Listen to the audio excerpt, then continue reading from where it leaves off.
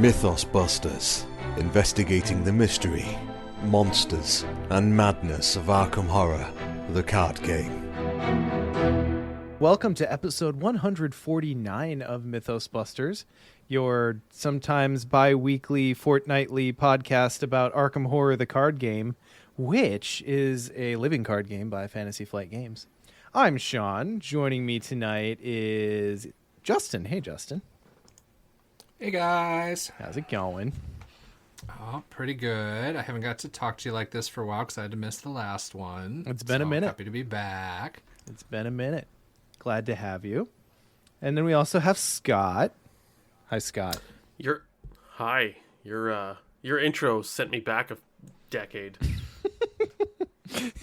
Ish. Oh no, it's a Cardboard of the Ring started in 2011 and I joined it in 2014. So yeah, we're almost there. And that's crazy to think about. Like even my run on it, because I was not there from the beginning, so oof.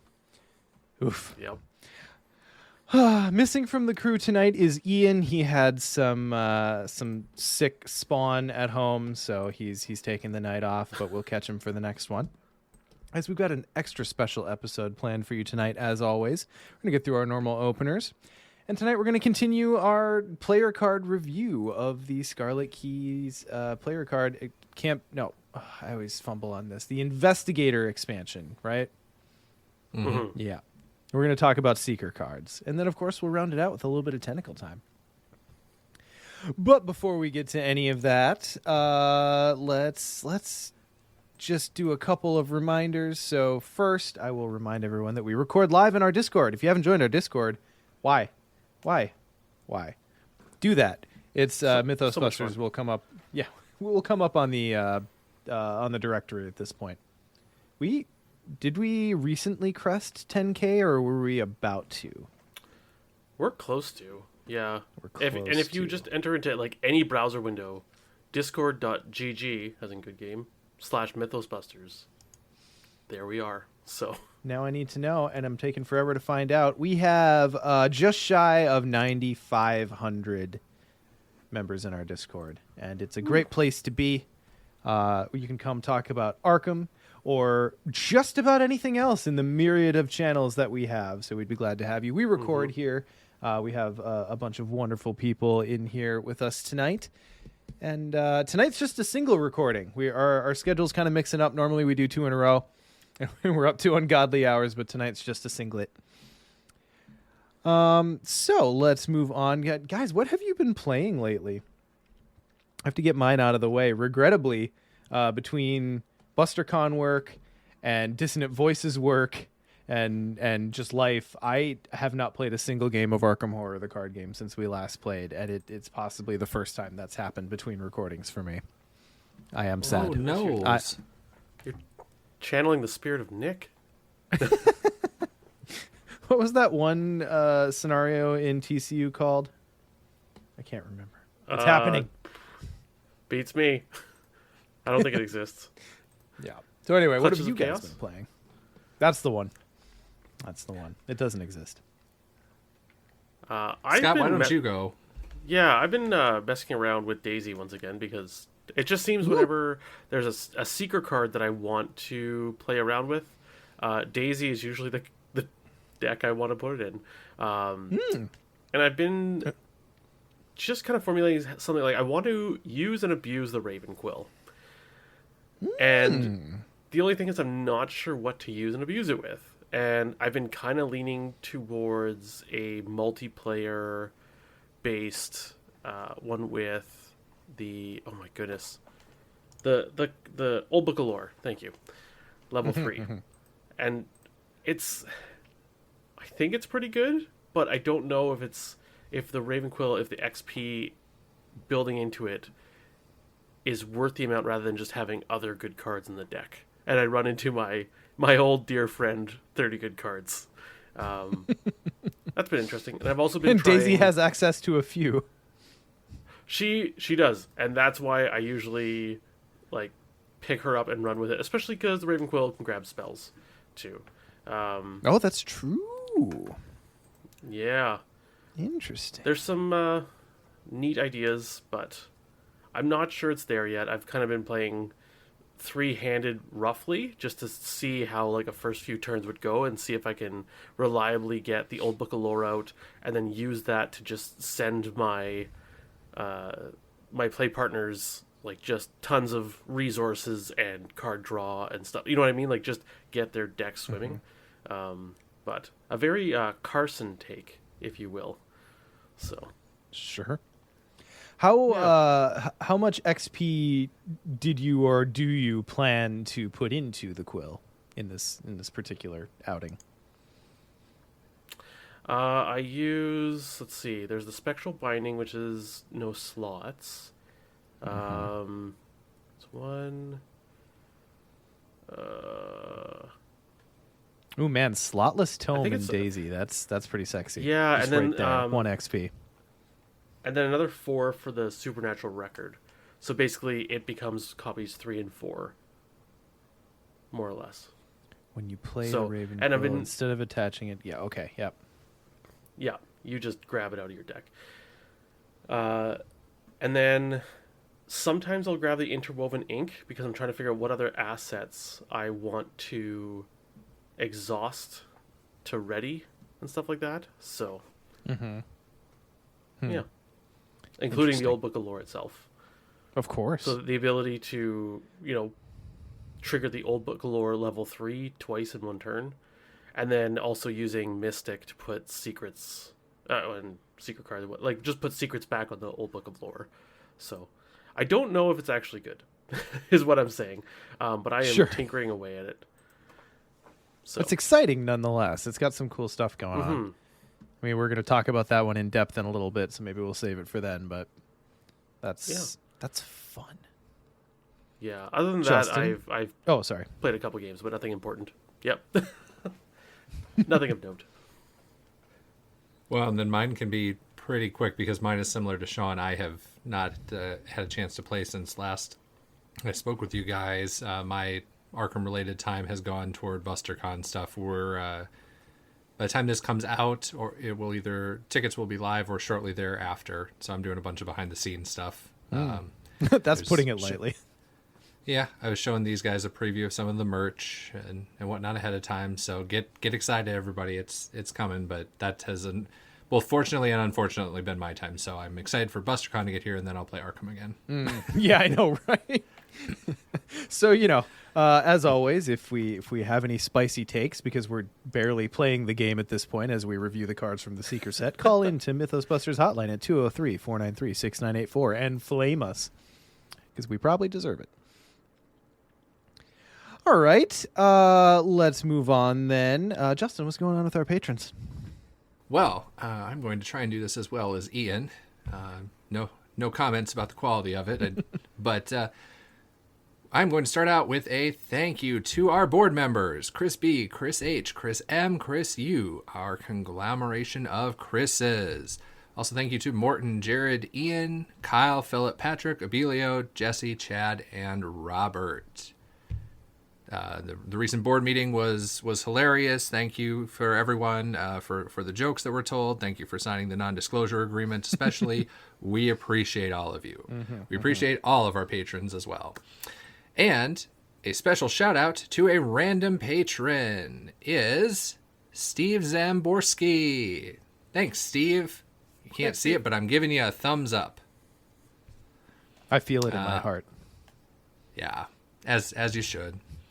Related to patrons and just our general community, we have our mythosmerch.com as a reminder if you would like to sport the Mythos Busters logo so that when you're out and about, people are like, wow, what is that? And you can tell them about this awesome cast.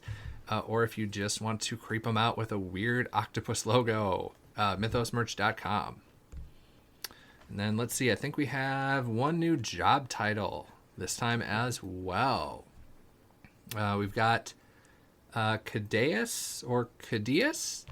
And yeah, apologies for whichever one was wrong, and you're welcome for whichever one was right. And they are going to be our Night Shift Raven Quill calligrapher. So, yeah. Well, it's like we planted that. It was clearly on our minds. It was definitely on my mind. What's really odd though is we don't have a day shift. It's only night shift. Yep. Yeah. Well, that's because there's no sun in the alternate dimension where we have the offices. It was cheaper rent, so. Yeah. We just don't have the day. We don't have the room anymore in the day for the office space. So That's right. night shifts it is. Nice. And then I can keep going because I see that I'm next on the list again anyway. Well, that was good So- planning. Go for it. Yeah. Yeah, it's almost like I put the show notes together. Over in our news section, this will be the last time that you will hear us talk about the meme contest. So, meme contest season is now done, and it was great. That was, I don't know if you guys had as much fun as I did. I know you were participating more, but man, that reveal stream was fun. There was My some cheeks hurt. really, really good ones. Yeah. Yeah. So if we'll get it linked in the show notes, but then if anyone hasn't seen the reveal stream, it's over on our YouTube channel. It's pretty great. All of the memes are still out there on the Padlet board we've linked before if you want to browse through them separate from the stream. But yeah, the stream was great. We had Nick and Duke and MJ, and then all of us were there, and yeah, it was a good time. So, thank you to everybody who submitted. Thank you to everybody who voted. We'll do it again next year, kind of at the end of the year like we always do. So if you have any that you think of in the meantime, save them up. I'm going to go post one in the chat right now because they were so good. There were so many good ones. It was hard to pick winners. Yes, Yeah. for sure. Yeah.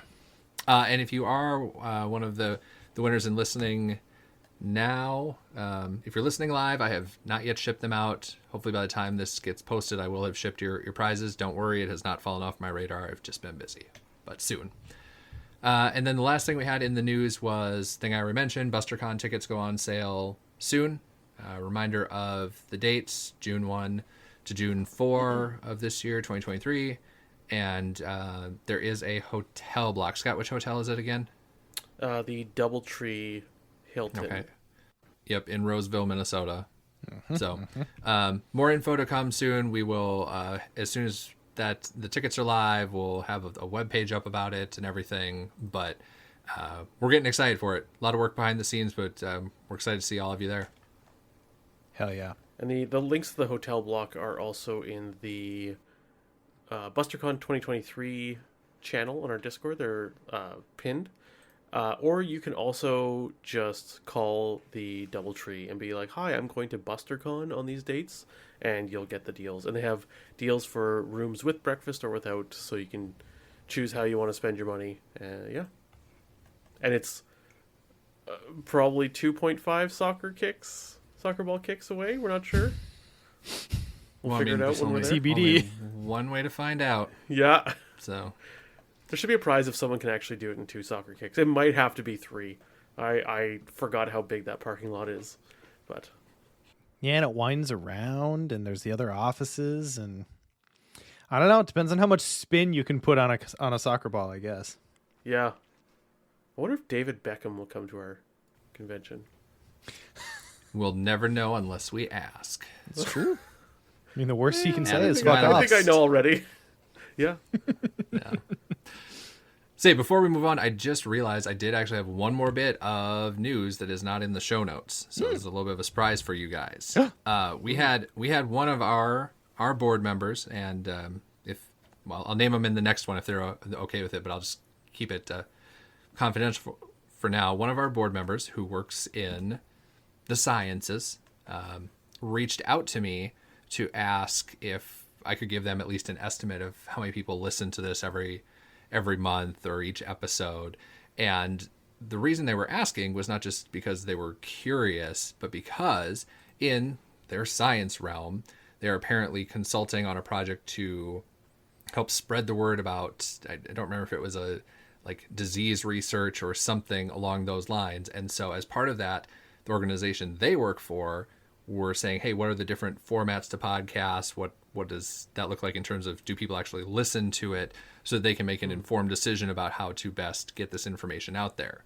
And so our board member, who likes listening to Mythos Busters, was able to put forward, hey, here's a casual approach. Here's what it's based around. It's more like just some friends talking. And then here's the metrics of here's roughly how many listeners that has gotten. And the punchline to this whole story is that they agreed with my interpretation of the ask of if we provide the info, which I did, then we could say that Mythos Busters is the first Arkham-related podcast to make actual contributions to science. Wow. So that we've done it. Yeah. All right, pack it in, boys. I'll downhill probably put from it here. on a shirt, because then you'll know it's real. But we are helping the world be a better place. That's awesome. As Phileon says in the chat. Wow, suck it, Frank. Oh, wow. Just kidding, Frank. I love you. Frank from what's that card called? The podcast thing. The String of Curses? I think so. Rite of Seeking. I Yeah. can't remember. Yeah. Rite of Seeking is another blog, though, isn't it? Oh right, I shouldn't use that one. That's yeah. The map the area. Yeah, that one. Okay. The joke will never die. I love it. Blood feud forever. Drawn to the frost. There we go. Drawn to the frost. Love it. All right, excellent. And then I suppose one other thing I probably should have put back with the Patreon stuff, but obviously Dissonant Voices hit a little bit of a lull for anyone hitting another TSK campaign and wondering where it's at. Life got crazy for a couple weeks for me, but I am back on the horse. I just finished recording and editing On Thin Ice tonight, and I'm hoping to get some more leverage on that whole process in the coming days. So, trucking right along. We're on. I mean, you are crushing it as a one-man crew while we're all kind of divvying up work on other things. So, doing God's work there. Well, it's fun. I like Dissonant Voices, and the thing it does for me, selfishly, personally, is I get to know the campaigns like way more in depth than I ever would if I wasn't reading every literal entry in the campaign. And boy, there's never been a campaign where that matters more. Yeah. So. No kidding. So it's been fun. Yeah. So anyway, yeah. So let's move it on then. We have where are we at? We had a voicemail, right? Yes, we have a voicemail. Okay, so as a quick reminder, you can always call in for any reason just to talk to us to the Mythos Busters hotline. That's 203-493-6984, 203-493-MYTH if you prefer. On our Facebook page, you can just click call and it'll connect you to leave a comment, question, if we got something wrong, if we got something really right. We like to hear about all of them. So please feel free to call in. Today's message comes from the ancient eldritch horror himself. Hey, Mythos Busters. This is Jesse, or otherwise known as the ancient eldritch horror. Don't worry, I only eat investigators on Mondays. I was calling to talk about, one of my favorite cards from the Scarlet Keys. I wouldn't consider myself a rogue player, so my playing partner would. But Kamani really got me excited as an investigator, and when I started playing them, my first 5 XP I turned into Underworld Market. Now, Underworld Market has to be my favorite, and to me, the most exciting card, or player card, in the Scarlet Keys. And the more I play with it, the more I love it. So I was just calling in to ask all of you, what is your favorite player card in the Scarlet Keys so far? Or maybe just the most exciting player card? That's all. Looking forward to hearing your answers, and looking forward to hearing why you like them. Thanks for all you guys do, and I will listen to you guys later. Okay, Thanks, so Jesse. yeah, thank you, Jesse, for calling in. Appreciate your thoughts. Just so we can share Jesse's excitement for a moment, we haven't covered Underworld Market, and I think I've only looked at the card like twice so far. So Underworld Market is a level 2 permanent rogue asset. It's exceptional. You get plus 10 deck size, and then reaction before drawing your opening hand, choose 10 illicit cards from your deck.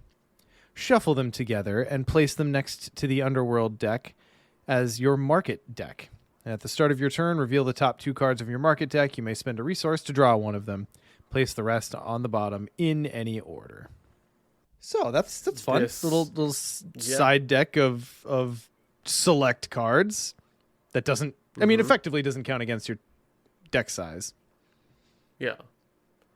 What I think I like about it is, as opposed to the Seeker skill one, which I always forget. I think it's a research something. But the +5 deck size, and then you shuffle 5 skills from your... Choose 5 random skills from your deck and make a little pile, and then each turn you draw one. In this one, you get to choose the 10 illicit cards from your deck. So you can specifically customize exactly which cards you want to be in there, which ones you want in your main deck, which I think is really interesting. I have not messed around with this card, but I have a list of cards from TSK that I'm like, I need to not break, but I need to figure out how to utilize this to the max. And right now I'm on Ravenquill, but Underworld Market is on that list. So I think, Scott, it's less breaking the card and more like squeezing the card. Like you want to get the juice out of that card. Yes, I want to to use our favorite metaphor. I want to redline that card. Like, it's still, running like it should, but I am, pedal to the floor. What can I do with it? Yeah, so that's fun. We'll talk at length about that one on whatever episode we review it on. And I'm sure Ian will have things to say, but it seems really good. And if I'm just scanning the reviews on ArkhamDB, certainly Jesse's not the only one to feel that way. So clearly I need to try it. But to you guys, what is the most exciting card out of the Scarlet Keys so far for you? Oh, man. Can I make a list? Nope, gotta pick one. Oh. I mean, I can go first while Scott has his existential crisis. Yeah, go ahead. I wanted to say either one of the Seeker cards or even Power Word, because I like the Seeker stuff, and Power Word just does neat things. But the one that I keep thinking about, and I think we only had it pop out twice when we did our face check Iron Man, Sean, was Fickle Fortune. Oh yeah, that's right. That's one of the dilemmas, right? It is one of the dilemmas, and it seems like the ultimate, like I need to pull a ripcord because something has gone awry, and that the concept of that just seems really neat to me, because it's the, wow, this would be great if I wasn't about to die. Oh, really? Well, let me tell you. I don't know. I like the swing it can introduce. Yeah, it's a really cool card, and just so everyone remembers what it does, it's Dilemma. So when revealed, you can either place 1 Doom on the current agenda, and each investigator heals 3 damage and 3 horror, or you can remove 1 Doom from the current agenda, and each investigator takes 1 direct damage and 1 direct horror. And that's really cool. Like there's only like one situation where you're not happy to see this card. Either you're doing okay and you're ahead of the game, and you're like, all right, let's give ourselves a little bit of time. Maybe pop that delve. With all the customizable things that are on there, buying yourself an extra turn. There's value in that. Or, like you said, Justin, we are on the ropes. The game's got us. Put a Doom on it. Let's see if we can pull this out. I suppose the only time where you're not happy to see this is if you're on the ropes and you're on the last Doom. Right. So like it's not a full get out of jail free card, but I think we had it. I think we used each of the effects once, if I'm remembering right, and it was just what we needed at the right time. And it's nice because it is a card that does it, not I need to set up some convoluted set of things to survive a turn. Oh, and Teacup points out in chat. Or the other time you're not happy to see this is if you draw it on the first turn. That's a bummer. You hate to see it. Yep. Unless you're running some trauma. I mean, if everyone's running in the thick of it, then sure, why not heal the trauma? I guess. Yeah. Well, and as the meme contest taught us, why wouldn't you run it? Exactly. Why shouldn't I run it? Then I suppose Sean, for what's my your part, card? I mean, like, I know it's Can I guess easy, it? but like, yeah, please. Can I guess? Power Yeah. word? Yeah, of Ah, course boom. it is. Yeah, nailed it. Yeah. Yeah, I mean, it's such a fun card. Please don't taboo it. Please don't nerf it. It's cool. It's fun. You have to put a lot of XP into it, but it does something really cool and very exciting and extremely mystic, and I love it ever so much. Please don't nerf it. Please and thank I you. think it is a perfectly fine 5x, essentially 5xp Mystic card. Like, it does nothing that's obscene. Like, it just, I don't know. Unless you're playing Dunwich, which I know. I'm just gun shy after gushing over David Renfield for 4 years and then seeing what they did to my boy. yeah. Well, That's just something they have on their checklist for if it needs to be nerfed. There's a throwaway line of like, does Sean like it? Yes, no, and that counts a point, yay or nay. yeah. I imagine like Yeah, an old brass scale with little weights, and like Sean liking it is actually a weight that they just put on the scale. Yeah. Well, the nice thing is That's how I see now, the like thing working. I'm friends with MJ, but there's a wall where like I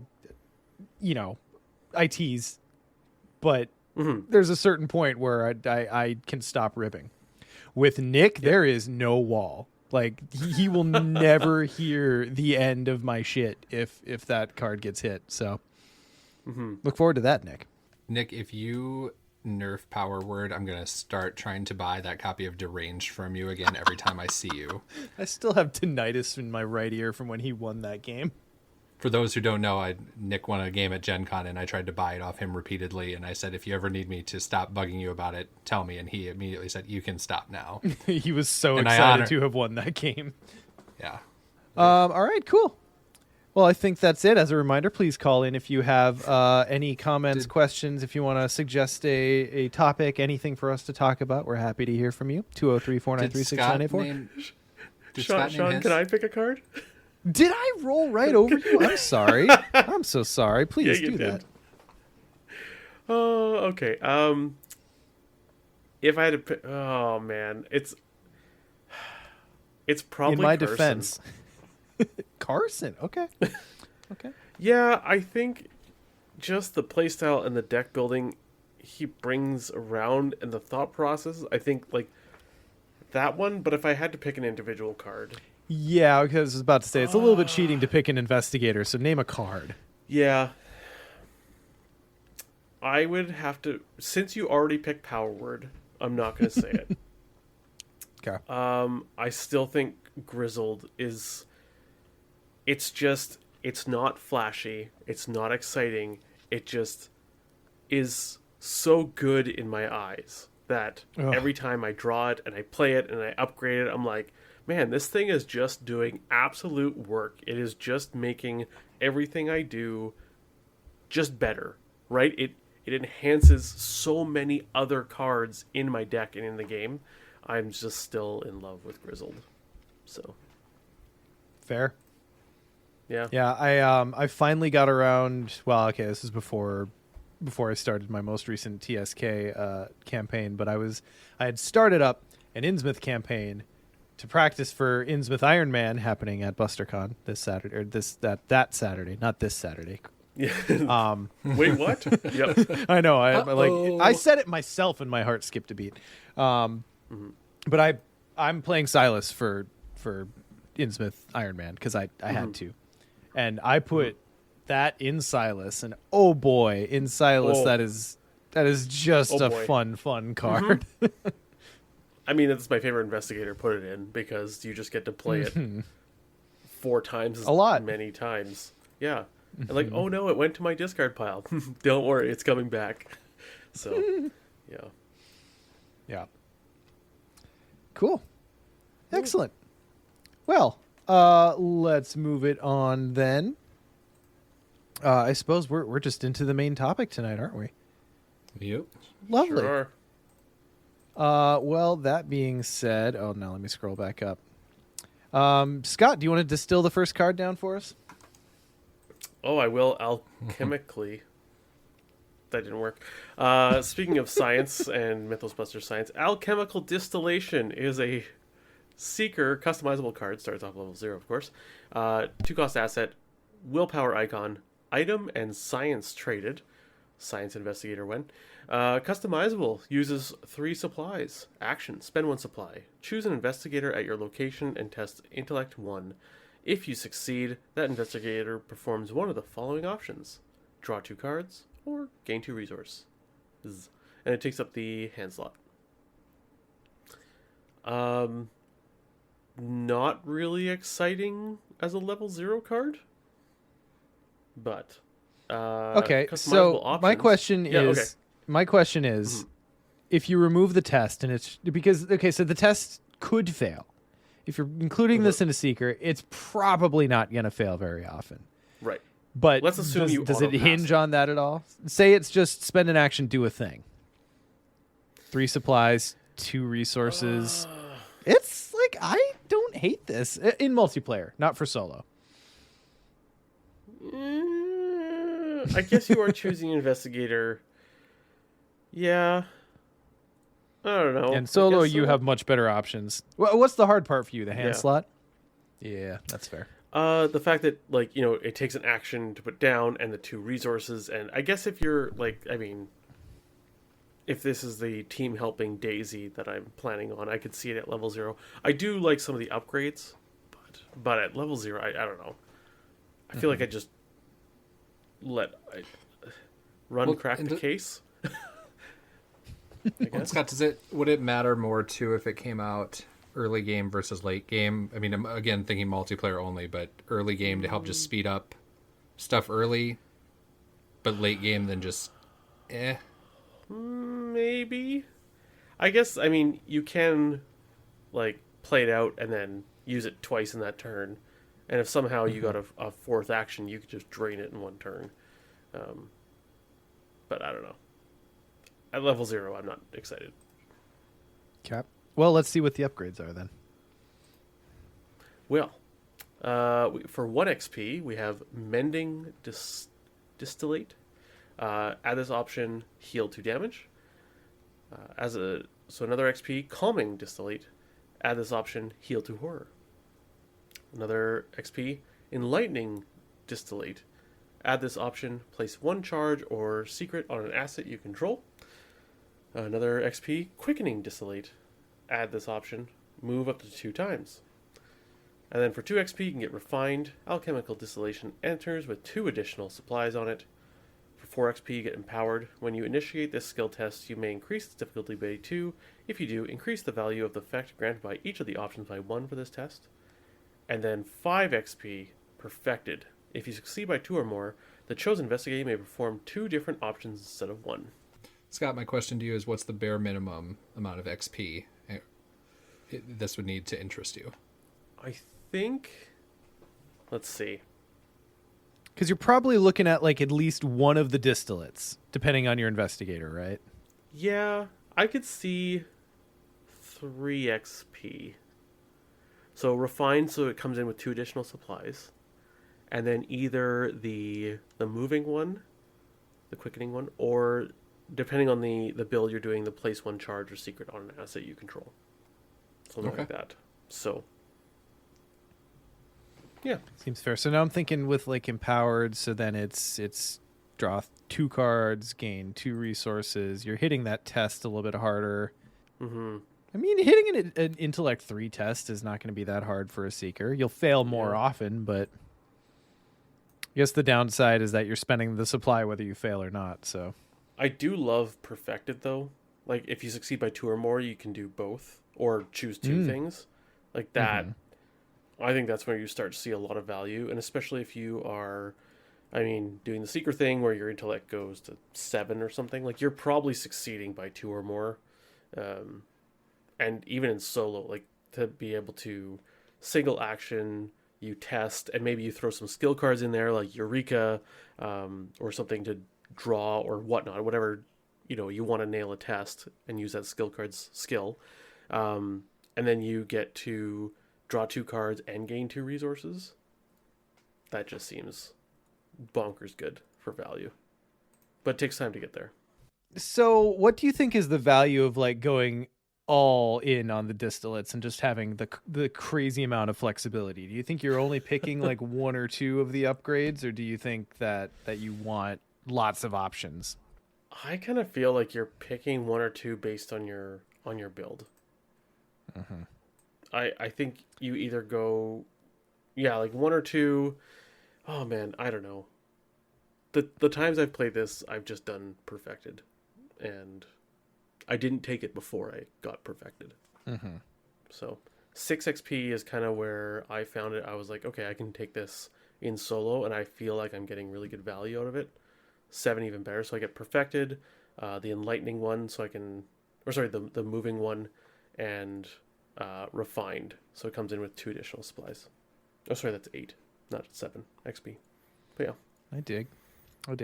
What do you think of this in your like support focused investigators, like a Carolyn or a Vincent? Like, this is pretty efficient if your thing is I heal. Yes. Right? Mm-hmm. Yeah, because... And especially because they earn those resources and stuff. I think the enlightening one where you add... refined, the +2 supplies. I feel like that is just... I don't want to say necessary to make this where the value... Like, at the value proposition that I want. But getting at 5 supplies makes it like, okay, now this is a really good card.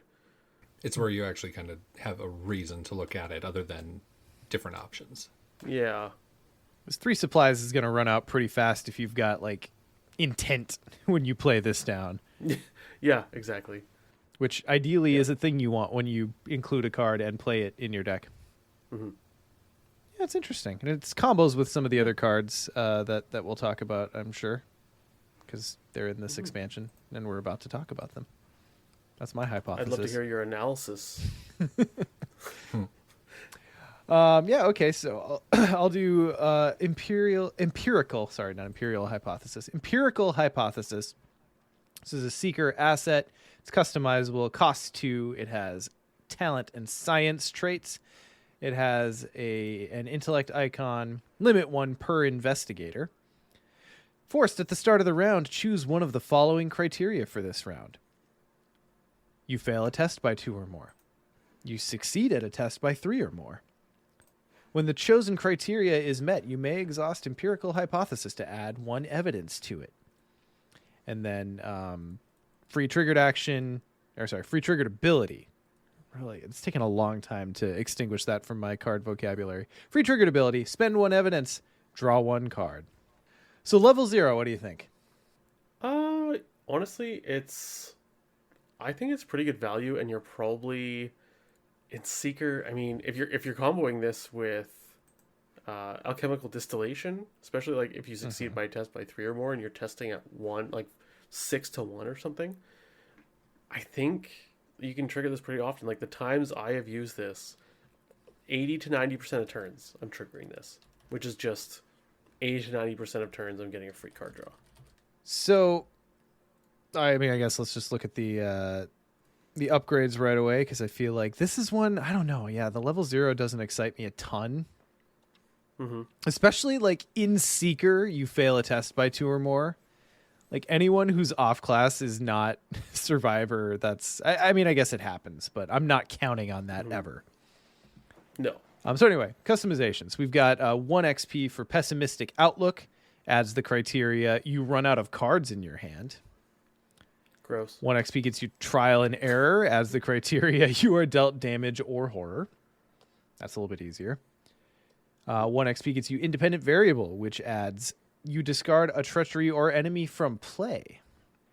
1 XP gets you field research, which adds the following criteria. You enter a location with 3 or more shroud, which is possibly the most plannable one of any of these. Like, let me tell you about dubs. Yeah, exactly right. Yeah. So that's it for the criteria you can add. Then you can go 2 XP for peer review, which means the chosen criteria is met if any investigator at your location meets it instead of only you.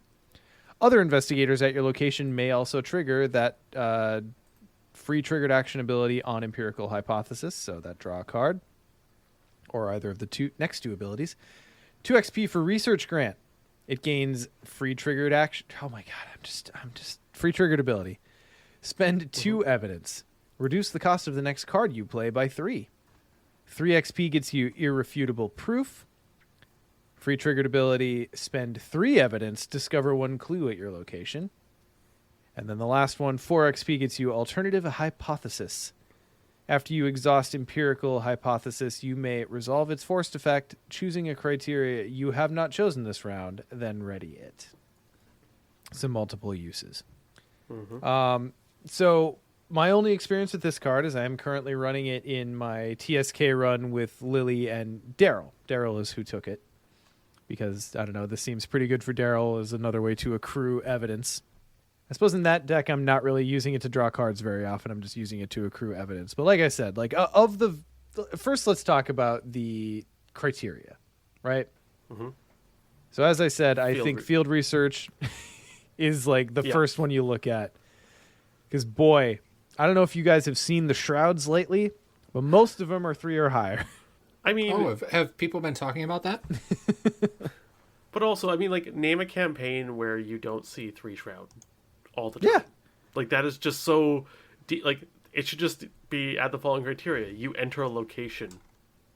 Like, it's... I mean, most times you're hitting this. And it only gets better once you have that meta knowledge of a campaign and you just know what the shrouds of locations are. The field research is by far the most reliable of these. Unless, I guess, independent variable, depending on your deck, you'll know when you're going to discard a treachery or enemy from play. But I feel like that one doesn't happen that often, does it?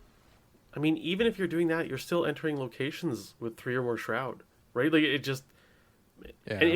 And as a seeker, if you are entering a location with 1 or 2 shroud, then you can probably trigger the you succeeded a test by 3 or more. Because the shroud's going to be 1 or 2. So it just, I feel like field research is, Being dealt damage or horror is interesting. I feel like you wouldn't choose that one. Okay, so I think I've skipped over possibly the most important piece to talk about this, at least for me, trying to play this card effectively. And that is you choose your criteria at the very start of the round, which means before Mythos happens. And that, in my play, has added a pretty big variable to, like, okay, do I think I can get one of the first 2? I don't ever plan to fail a test by 2 or more unless I guess I'm taking this in a survivor who's also doing that. I guess when in doubt, succeeding at a test by 3 or more, I guess if you're playing Seeker, a lot of times you'll just hope to have a high... I was going to say a high something stat, but it's intellect. It's just intellect. Yeah. But... yeah, the other ones I think are just a little bit harder to plan for outside of field research. Running out of cards in your hand. Pessimistic outlook. Oh my goodness. When are you ever going to want to do that? Yeah. It's like trying to turn this into like an emergency button, but I never want to get to that emergency. Yeah, I'm not spending an XP on that ever, I don't think. I don't know. Maybe there's a build in the future where someone with survivor access actually has enough cards to play around with, with the low hand count type stuff that's going on. Yeah, this would be terrible in Harvey. Okay, trial and error. You are dealt damage or horror. I mean, I guess there are some effects where you kind of know that you're walking into a ping. In Innsmouth, this is probably pretty good. Because all the enemies are dealing out little pings of damage and horror. Yeah. And what if you pair that with peer review? That's true. Someone probably. Well, right. I'm thinking, especially then, like if it's playing this in, I don't know how useful it would be, but then it's, hey, look, here comes Vincent. He's gonna heal you. It's fine. Let's have an accelerator going too. Yeah. And if you're grabbing peer review, it's probably one of the better ones to grab because in multiplayer, if you're playing this card, you're probably a seeker or someone doing seeker-y things. And you're probably going to have someone hugging your butt cheeks, making sure you don't get killed by enemies. So I guess the expansion of the probability that that your chosen criteria will happen gets a lot better when someone's that close to you. So it's pretty okay. So looking at research grant and an irrefutable proof, which are the two things that let you do other things with the evidence, they're interesting. 3 evidence for 1 clue. I don't think that's worth it personally. Like maybe in some builds, but what do you think? In solo, I found it very good. Because this is sure. 3 evidence, clear a location, fast. You know what I mean? That's fair. And so it's like once every 3 turns. It's like going to a coffee shop where you get a stamp on your card. So like play 3 turns, like clear 3 locations normally, 4th location's free. Another point of interest that I just thought about, and I may have been missing something here. When you spend an evidence, does it have to come from empirical hypothesis, or can you be spending evidence off of other cards to trigger this ability? I believe it's somewhere in the rules. If something says to spend, it has to be, unless it says it can reach for other cards, it has to be from the card. Okay. That was my instinct, but I also never actually asked the question in my head, so. Yeah, Nick says you can't shoot bullets from a different gun. All right, that's fair. That's fair. Okay, good. I did it right. Challenge accepted. Yeah. Don't tell me what to do. He'll put shotgun shells in anything. Okay, so yeah, I could see that in solo. Irrefutable proof, just grabbing a clue. But if I guess my head's more in like I'm multiplayer, I'm the seeker, I'm Kluver. You think 3 evidence in that case is worth a single clue? No way. And I think Phileon says it right. You can probably get a clue more easily from the 3 cards you draw. So draw 3 cards or discover a clue, right? So research grant I think is pretty awesome in multiplayer. I think that's more intriguing. Especially when you get peer review and like someone else can use that to reduce the cost by 3. That's pretty sweet. Yeah, I don't think it would be I wouldn't want to rely on it very often, but for irrefutable proof, isn't that a guarantee though? Like that's about the only value I could see in it. Yeah. Yes, it costs the 3, and I don't think it's like the efficiency or the economy is there. But if I had enough of a metagame knowledge to know, okay, I have to get 2 clues off of this awful location, and I can probably do it. But if I have to do it, it's kind of that like guarantee versus not. I don't think that's a strong argument for it, but I could see that use case. Yeah, definitely in smaller player counts. Like if you're entering, if there is that location where it's like, oh, this is gonna hurt, but there's 4 clues on it, that's 12 turns you need to kind of like save up. But maybe also you just investigate once with deduction, and then you're able to pay 6 evidence for those 2 other clues. Like if it's like one of those like, in order to investigate, pay 3 resources or something ridiculous. You know what I mean? I can see that. Well, especially if you're getting victory because of it. Yeah. So rounding it out with an alternative hypothesis. Exactly, alternative hypothesis. So this basically lets you ready it back up and pick another criteria. Which is interesting. It's 4 XP. I don't know that my brain's smart enough to know like what the next one to pick is. I guess if you have 3 or 4 options, maybe you just shoot from the hip. But I don't know. What do you guys think on readying it and picking a new one? This one melted my brain too. I'm like, okay, seems good, but if I had trouble picking the first one at the beginning of the turn, like midstream, it's going to be even harder. Or is it? I guess for me, for me, the way I use this was in Ursula, of course, because me and solo seeking. but having field research, so they enter your location with 3 or more shroud, and then the succeeding by 3 ability. And Sure. I would usually start with the enter a location, or if I'm at a low shroud location, I would start with the succeed test by 3 or more. But I would basically bounce between those two variables. That seems fair, and that's not a big XP ask if those are the ones you're targeting. So that makes spending the 4 on alternative hypothesis a little bit more viable. Mm-hmm. And my full build with that solo was so field research for the 3 shroud thing, irrefutable proof then. So every 4th location I'm getting a free clue. The alternative hypothesis, and then research grant. Research grant was kind of like the icing on the cake.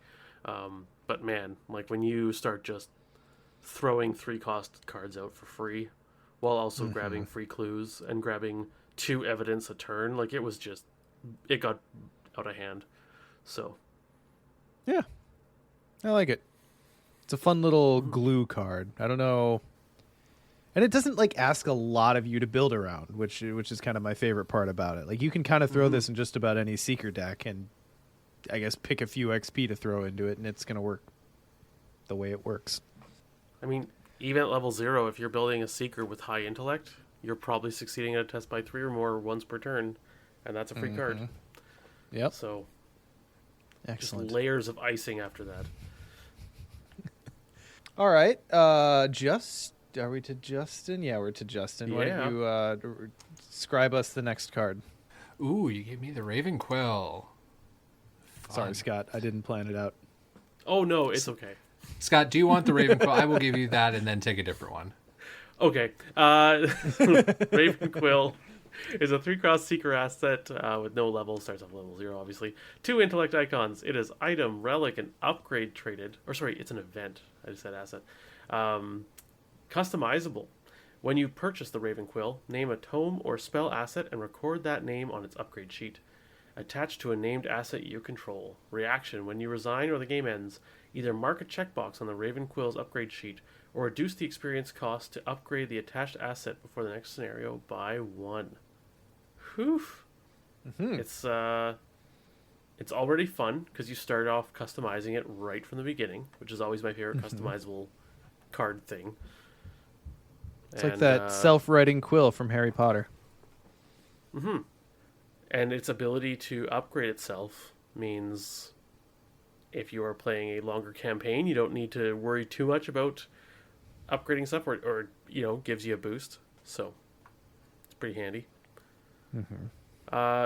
Going into the upgrades, named tome or spell asset, obviously, you write down your thing. At 1 XP gives you Living Quill. Use attached assets' action abilities. Do not provoke attacks of opportunity. Pretty handy. 1 XP Spectral Binding. Attached asset does not take up any slots.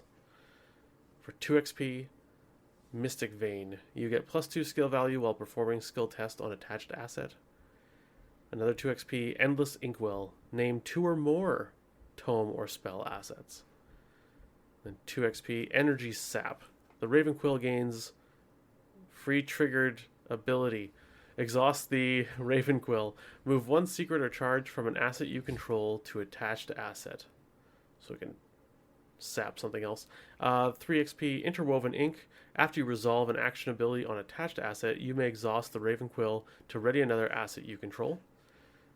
And lastly, at 4 XP Supernatural Record. When you play the Ravenquill, instead of attaching it to the named asset you control, you may search your deck, discard pile, and hand for a copy of the named asset and play it, paying its cost. Then attach the Ravenquill to it. Supernatural Record is the most fun of all of these. Yeah. I think. So, Scott, I'm going to ask you to walk me through this. Okay. Again, like I think it's. Yep. I think the art is amazing. I think the concept of a lot of this is neat. So that's why I was excited as well. But dear God, it burns my brain. Yep. Tell me why it's good. So if you're looking at, okay, let's take Old Book of Lore, for example, because that's the one I've kind of been using. I'm not sure if it's the best, but it's available. So you have to get both Raven at level 0. You have to get both Ravenquill and Old Book of Lore in your hand, right? You slap down Old Book of Lore, and then you attach Ravenquill to it as an upgrade. And then at the end of the game, you can either mark a checkbox on the Ravenquill's upgrade sheet, so like its customizable side, or reduce the experience cost to upgrade the attached asset before the next scenario by 1. So for Old Book of Lore, it's a 3 XP, and so it would only cost you 2. Using these upgrades, if you're using Old Book of Lore, like Living Quill, using attached assets abilities does not provoke attack of opportunity. So you can actually, search the top 3 cards of your deck and play one out without taking an attack of opportunity, which is super handy once in a while. Energy Sap is really fun to pull secrets from elsewhere to refill the Old Book of Lore, because it only starts out with 2 secrets, and so having more is great. Something like Supernatural Record, which is the 4 XP one, basically if you have 2 copies of the Ravenquill in your deck, you now have 4 copies of whatever spell or tome you want. Because when you play down the Ravenquill, instead of attaching it, you just go find a copy of whatever, and then you play that copy, and then attach the Ravenquill to it. And so each game, as you're using the Ravenquill, you're getting more XP for either the Ravenquill or the asset, but once you've fully upgraded that asset, now the Ravenquill just starts upgrading itself and getting better and better. Okay. What breaks my brain about this is... You've sold me on it.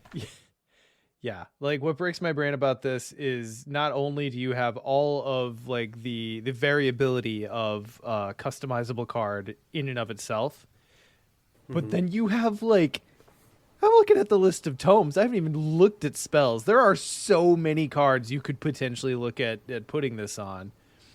Like, is this possibly the customizable card with like the widest variance of play? It has to be. Maybe. You know what spell broke my brain with this? Enchanted Bow. Because you can now make it so it doesn't take up any slots. So you know how it was 2-handed and arcane slot? Oh. Now it's slotless. Okay. Yeah. Right, like it just the and this is why I've started off on Old Book of Lore, but now I'm like, I don't know where to go next. Because there's just so many options. Like it's no insane. doubt. Yeah. And when you start getting into like spells, the 2 XP to get +2 skill value when performing skill tests on attached asset, like, are you kidding me? Do you like? It's just, oh man. That is interesting because, like you said, that's fun. The effect. Sorry, I'm referring to the fact that it upgrades itself. You're probably not going to get a whole lot of XP out of reducing the experience cost to upgrade the attached asset. Like what? 1 or 2 XP, depending on how many copies you have. Like there are a couple spells that have like 3 versions, but for the most part, you're going to be getting extra checkboxes on the quill itself. Yeah. You'll essentially get like 7 XP out of it if you are able to find it every game, which is not nothing. Like 7 XP is a decent amount of XP. So, So I'm looking at Energy Sap because I know from Ian's crazy clock deck how valuable it is to be able to like move charges around. Does this work there too? Like, I know it's a very select number of investigators who can take the XP required to run that combo, but like it works there too, right? Yeah, not in that deck, but yes. Because not in the Jenny deck specifically. Yeah, like a couple of ones I've been looking at is like Eon Chart, because that is such a good card to start with, and now you can put what's it called? What's the 0 cost asset with 5 charges that you use to trigger Agnes in the core set with the safe as the art, and you would take a horror and it would give you a resource. Come on, Sean, it's a mystic card. Forbidden Knowledge. There we go. Thank you. using that to funnel charges around Yeah. as well. So Interesting. I feel like Forbidden man. Knowledge is just forever that thing. It's like, I need to move charges from one thing or the other. Well, I'm putting Forbidden Knowledge in my deck so that I have something to suck all the charges off of. Forbidden Knowledge is just like the consummate battery of Arkham Horror. It's literally just a battery of charges. Yeah. Yeah, interesting. Oh yeah, finally it says the red clock isn't a tome or spell, but isn't the thing with red clock is you want to remove it from the red clock and not put it on the red clock? Yes. Yeah. So that helps at least. Yeah. And it was usually the Sophist that you're using for that. Yeah, And so yeah. at each turn you're, oh, hey, look, I'm at 3 charges now. And then it's like mid-turn you take one away so you're at 2, and then next turn you start, oh, hey, look, I'm at 3 charges now. Yeah. Fantastic little thing. I'm just trying to think of like what does this do on like True Magic? Does it help True Magic at all? I suppose you can move additional charges from something else to True Magic and get more use out of it that way. Yep. Oh man. I haven't even started to delve into the Yeah, moving I of know. stuff. The Yeah, well it's is so bonkers. deep.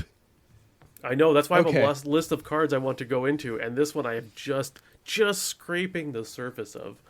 So Yeah. I'm sure someone's going to get to a crazy thing before I do, but I want to try. The only thing I had used this for so far was in that Daisy deck that uses evidence and research notes, just simply to not take up a slot. Spectral Binding is the only thing I've used this for so far. I took a small sip from the very top level of the well, and I now find it to be bottomless. This is going to be one of those cards that just continues to do cool things for the life of the game. I've been wanting to try this in Trish, because I playing Ian's Red Clock deck has made me think of anytime I can move charges or whatever, I'm like, Yeah, how can I exactly. make this use of the Red Clock? But in Trish, you can use this to move charges around with the Red Clock. So, and then just have like a normal Seeker tome of some sort that you're utilizing the quill on. What I was going to say is, Scott, I feel like based on all of the testing and research you're going to do with this to find a funky combo, we need to add a segment called the Raven Quill Report. And you just give us regular updates on what you're doing with that. So anyone who has a child around 4 years old right now and watches Octonauts, Ravenquill Report, Ravenquill Report. Sorry, they say Creature Report, and now that just made me, joke for me. Sorry, and then anyone else who listens. You know, sometimes you just got to you just got to do one for yourself. It's a big community. I'm sure some people appreciated it. Yeah. Justin, you want to tease apart the next one? I mean, I can dissect it. We have fun. Dissection tools. It is an asset, hand, item, tool, and science traded. Cost 2. Has a 1 agility for a test icon. And a reaction. After an enemy at your location is defeated, place 1 resource from the token pool on this card as evidence. While Dissection Tools has 1 or more evidence, you get +1 agility. 2 or more evidence, you get +1 combat. 3 or more evidence, you get +1 sanity. I'm trying to remember if this one... I don't remember this one in the Vincent deck I played, but does this do much on its own, or is this waiting to play with the evidence too, like separate from itself? I'm just curious because it takes up that hand slot. Like, it's good, but is it good? I don't think it so- fits in Vincent, personally. Yeah, But I Sean, think you go ahead. Vincent's got better things to put in his hands. No, I agree. I think the easiest comparison is that this is like the flip side of the Hawkeye folding camera.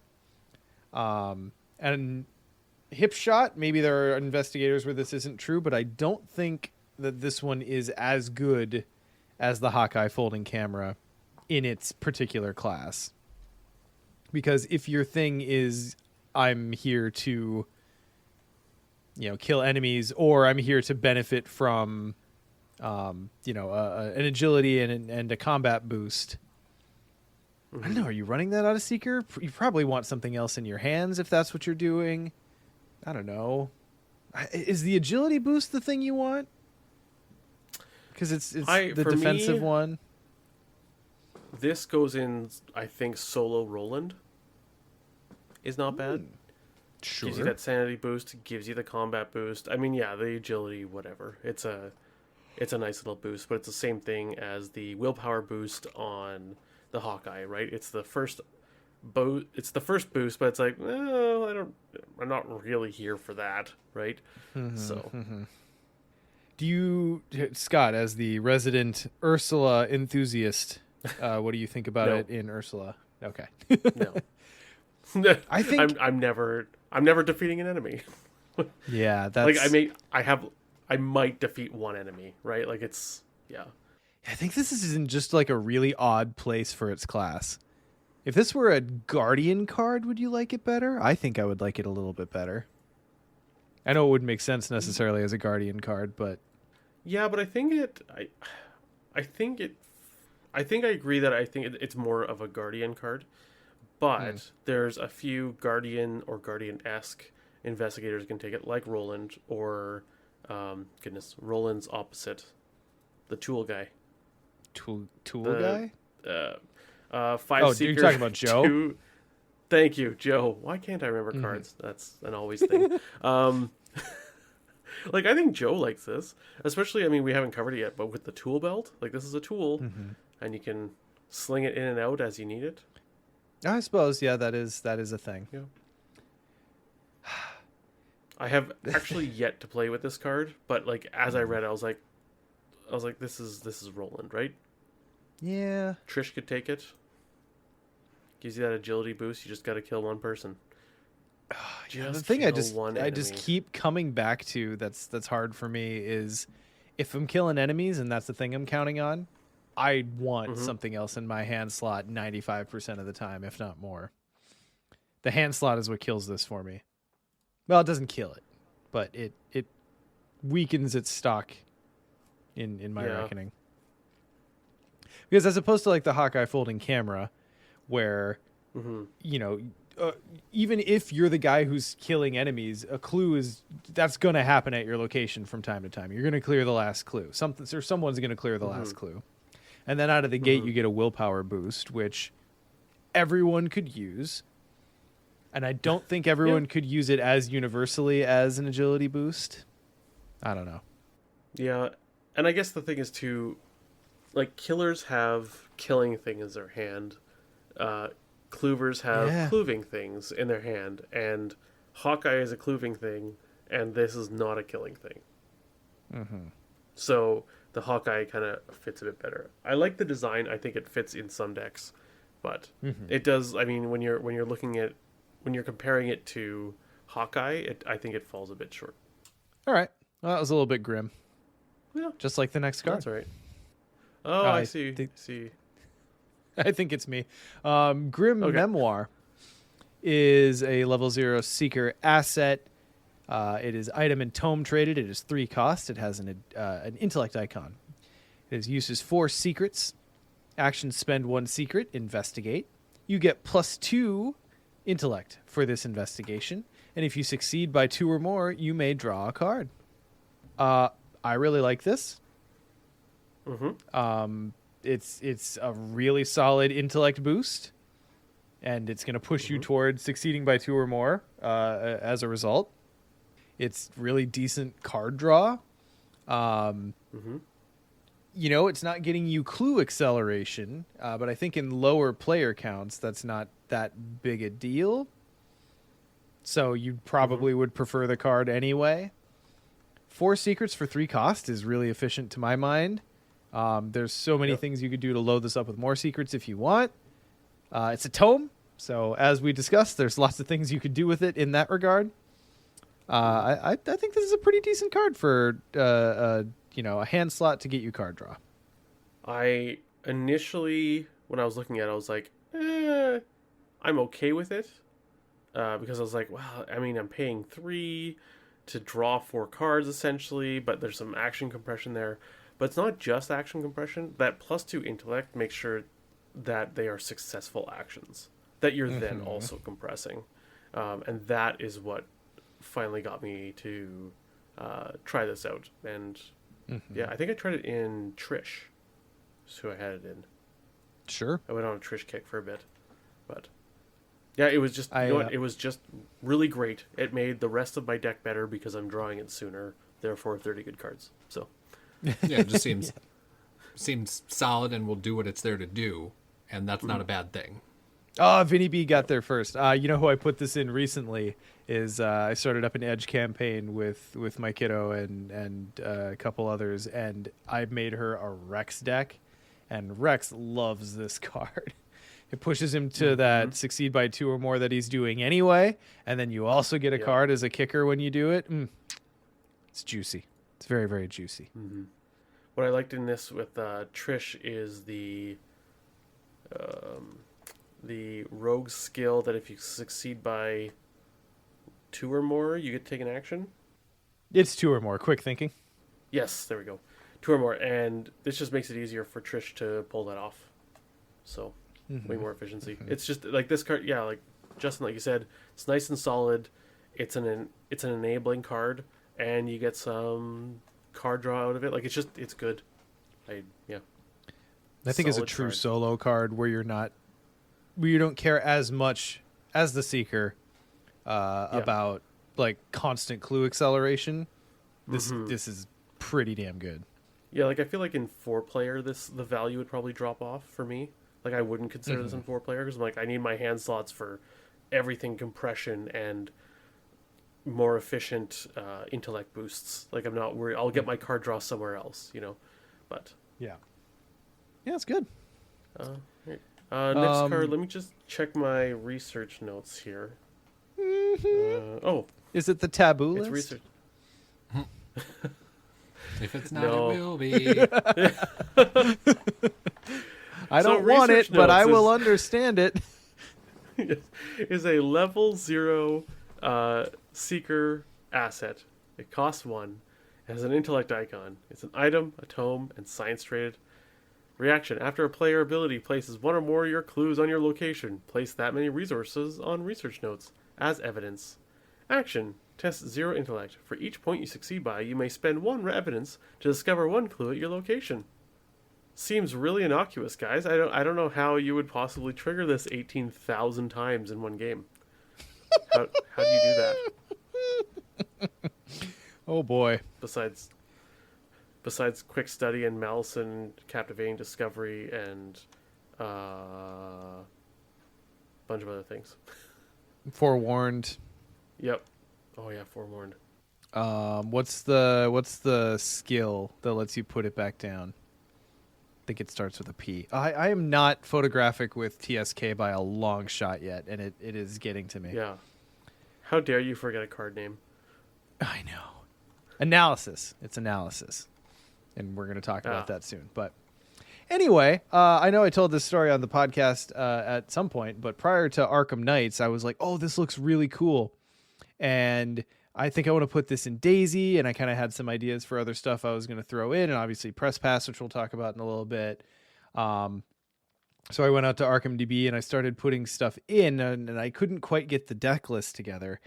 And I ended up going out and just searching for what others had done. And I found the Why Can't I Hold All These Clues deck.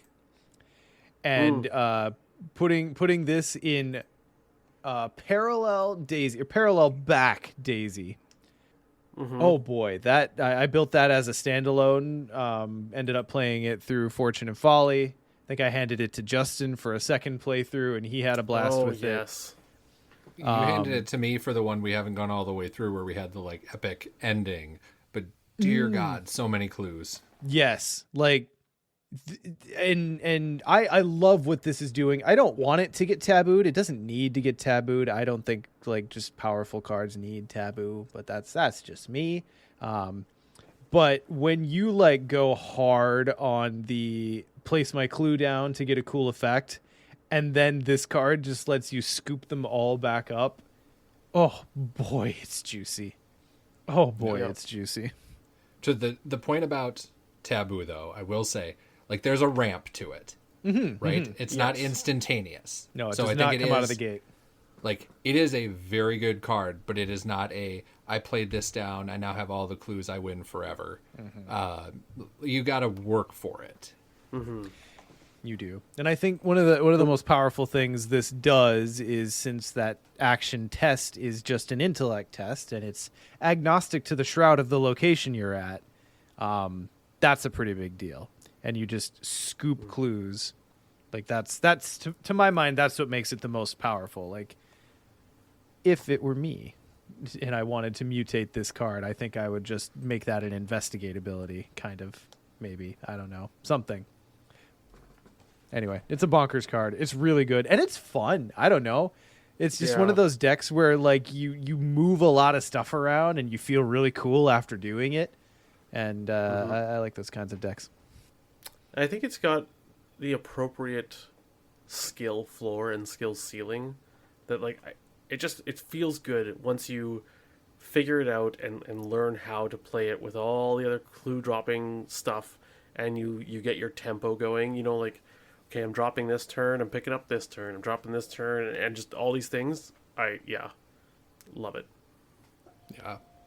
I really enjoyed playing the deck you had that you assembled from that list, Sean. And to your point about the, like, skill ceiling and floor, Scott, this was a sweet spot for me with this in here because it's just enough that I could hit a cadence of here's what I'm doing, like you're describing. There's other cards where, again, the stuff seems neat, but I want to be able to have my brain function for a week after I play a game. Yeah. And I have to say, like, you know, I've handed you a few decks over our days, Justin, but this was my favorite probably because I explained it to you pretty quickly, and then we just, like, started playing. And your first 2 or 3 turns, I could see that you were still kind of putting the pieces together, playing stuff out. And then by, like, turn 4 or 5, the combo was coming together, and I saw the moment where you're like, oh, that's what we're doing. All right. And then just it was a really fun time. Yep. Research notes go burr. Yeah. Anyway, really, really good card. Yeah. And I think, Scott, you nailed pretty much all of the important combo pieces at the beginning. So, Yeah. Well, except for I just realized our next one, which is quite a bizarre one. it sure is. Well, I've and lost track of where we're at. So I go, can Justin. go ahead and I can diagnose it. So, bizarre diagnosis. An event. Insight and science traded. Cost 0. It has 2 intellect icons. Place one of your clues on your location, then heal 3 damage from an investigator or ally asset at your location. Really great in Vincent. 'Cause Sure it's is. Sure is. 0 cost event. Oh yeah, your weakness is gone. Yeah, just bang. Also grab mean, one I of think- your unexpected courages that are the Vincent. Yeah, Yeah. on the mend. Yeah, I like how it's basically, oh no, I dropped this clue on the ground and then started, like, flinging band-aids like they're singles. Like, just I really think this is a good card. It's 0 cost. It asks nothing of you. If you never need to do this, it's got 2 intellect icons, which you'll find a place for those. It's easy to pick the clue back up, and it's in a class that is often hurting for health. Like, Yeah. it's so good. It's not breaking Yeah, anything because it's obviously a defensive card, but for what it's doing, it is crazy efficient. And yeah, it's oh my god, like, even, like, don't even think of this in research notes. Like, obviously do, but look at this outside of research notes. Like you said, John, this is just a good card in every way, regardless of the drop clues, pick them back up archetype.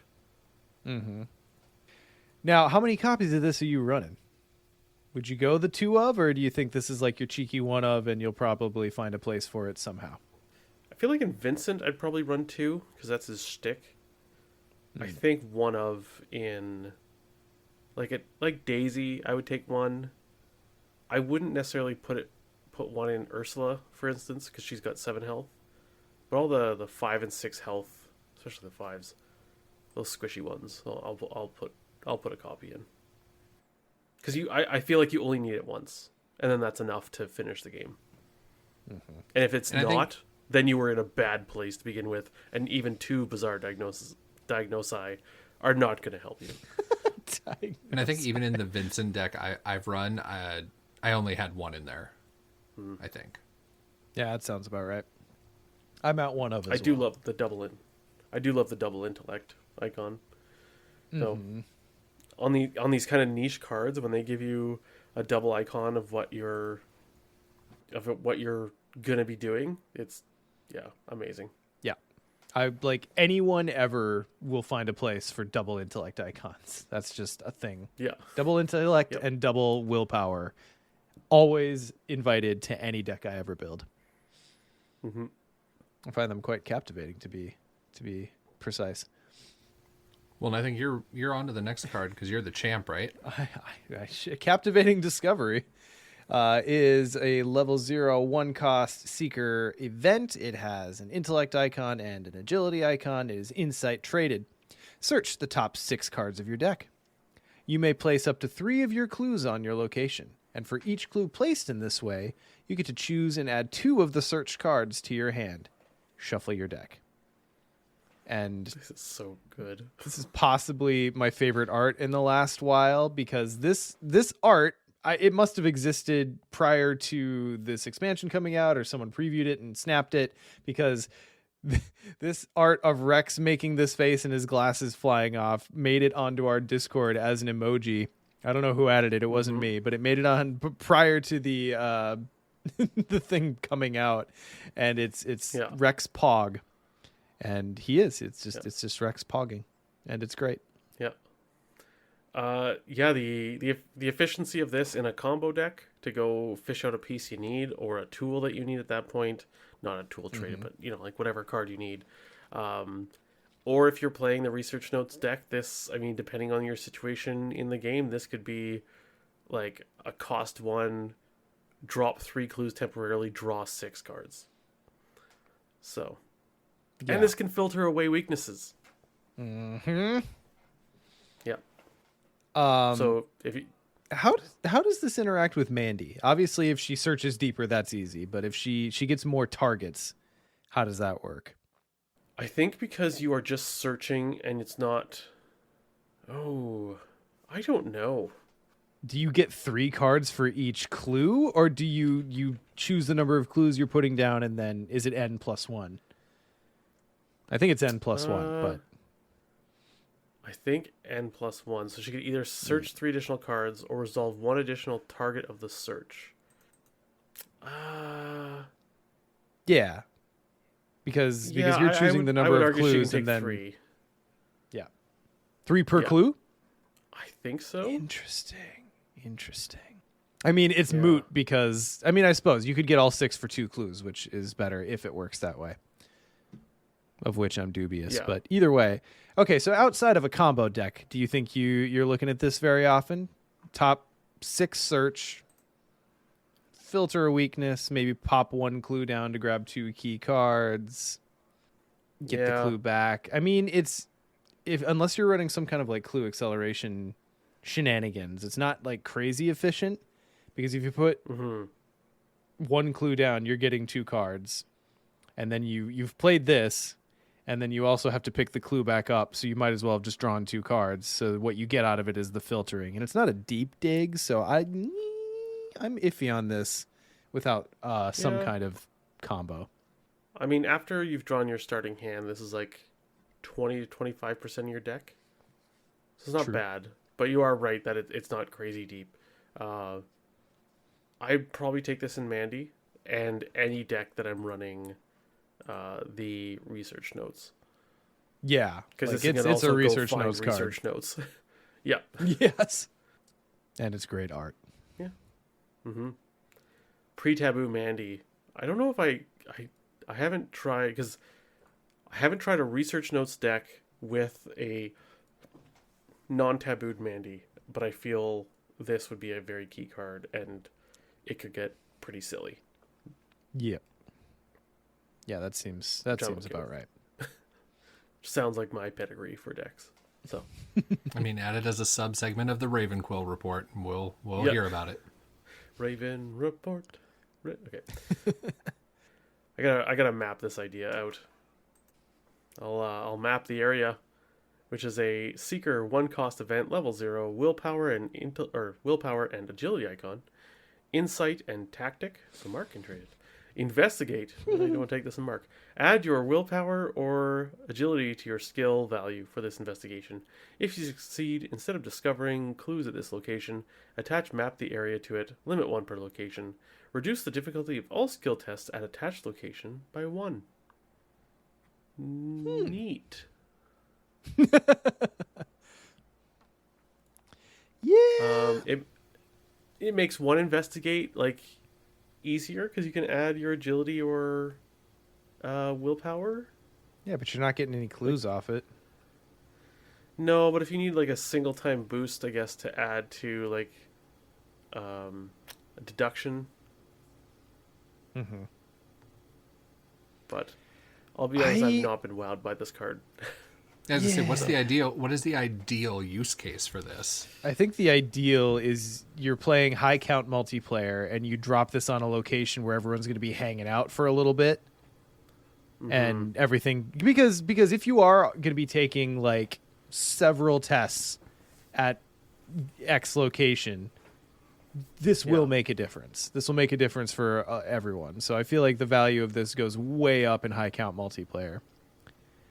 I don't know that I'm looking at this lower than 3 players though. Yeah.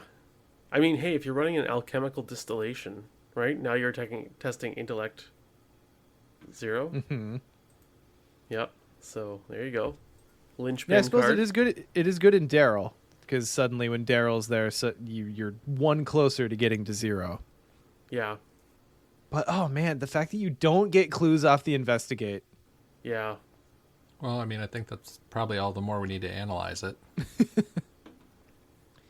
Can you give me a better analysis? I can. Or were we done? We can be done.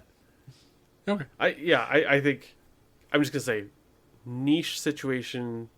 I feel like it's a niche-ish card for the boss location or a big.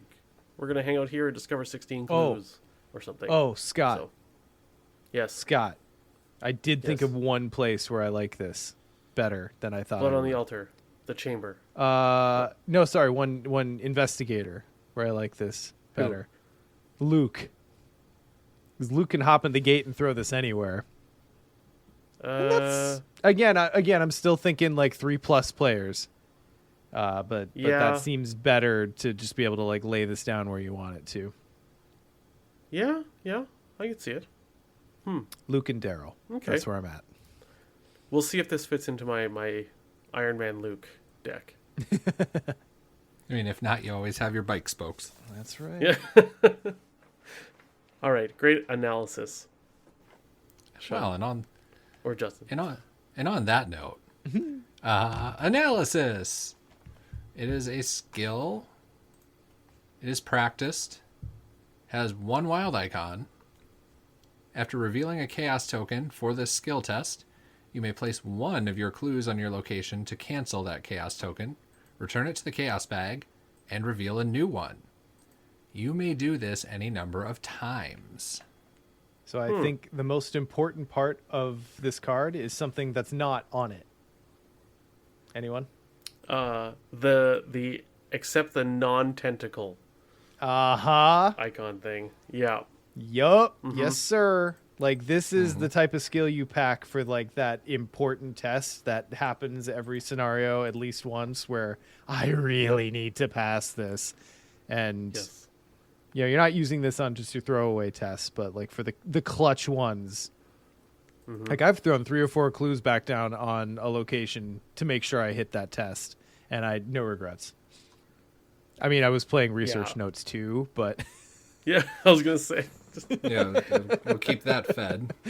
I was trying to think of a situation where you're playing like you have double research notes out, and then you just take all the clues you have, and you just keep on drawing, Yeah. even though you're passing the test, Yep, right? Like yep, you're just absolutely. passing. Yeah, I'm gonna draw another one. Passing it until you have just like so many resources. Then you pick up all your clues, Yep. and then you now have like you did math and you cloned your resources, and you're picking have up done. stuff. It's insane. Have done. Yeah. Just you like walk into a location and just like dump the bucket of your clues out.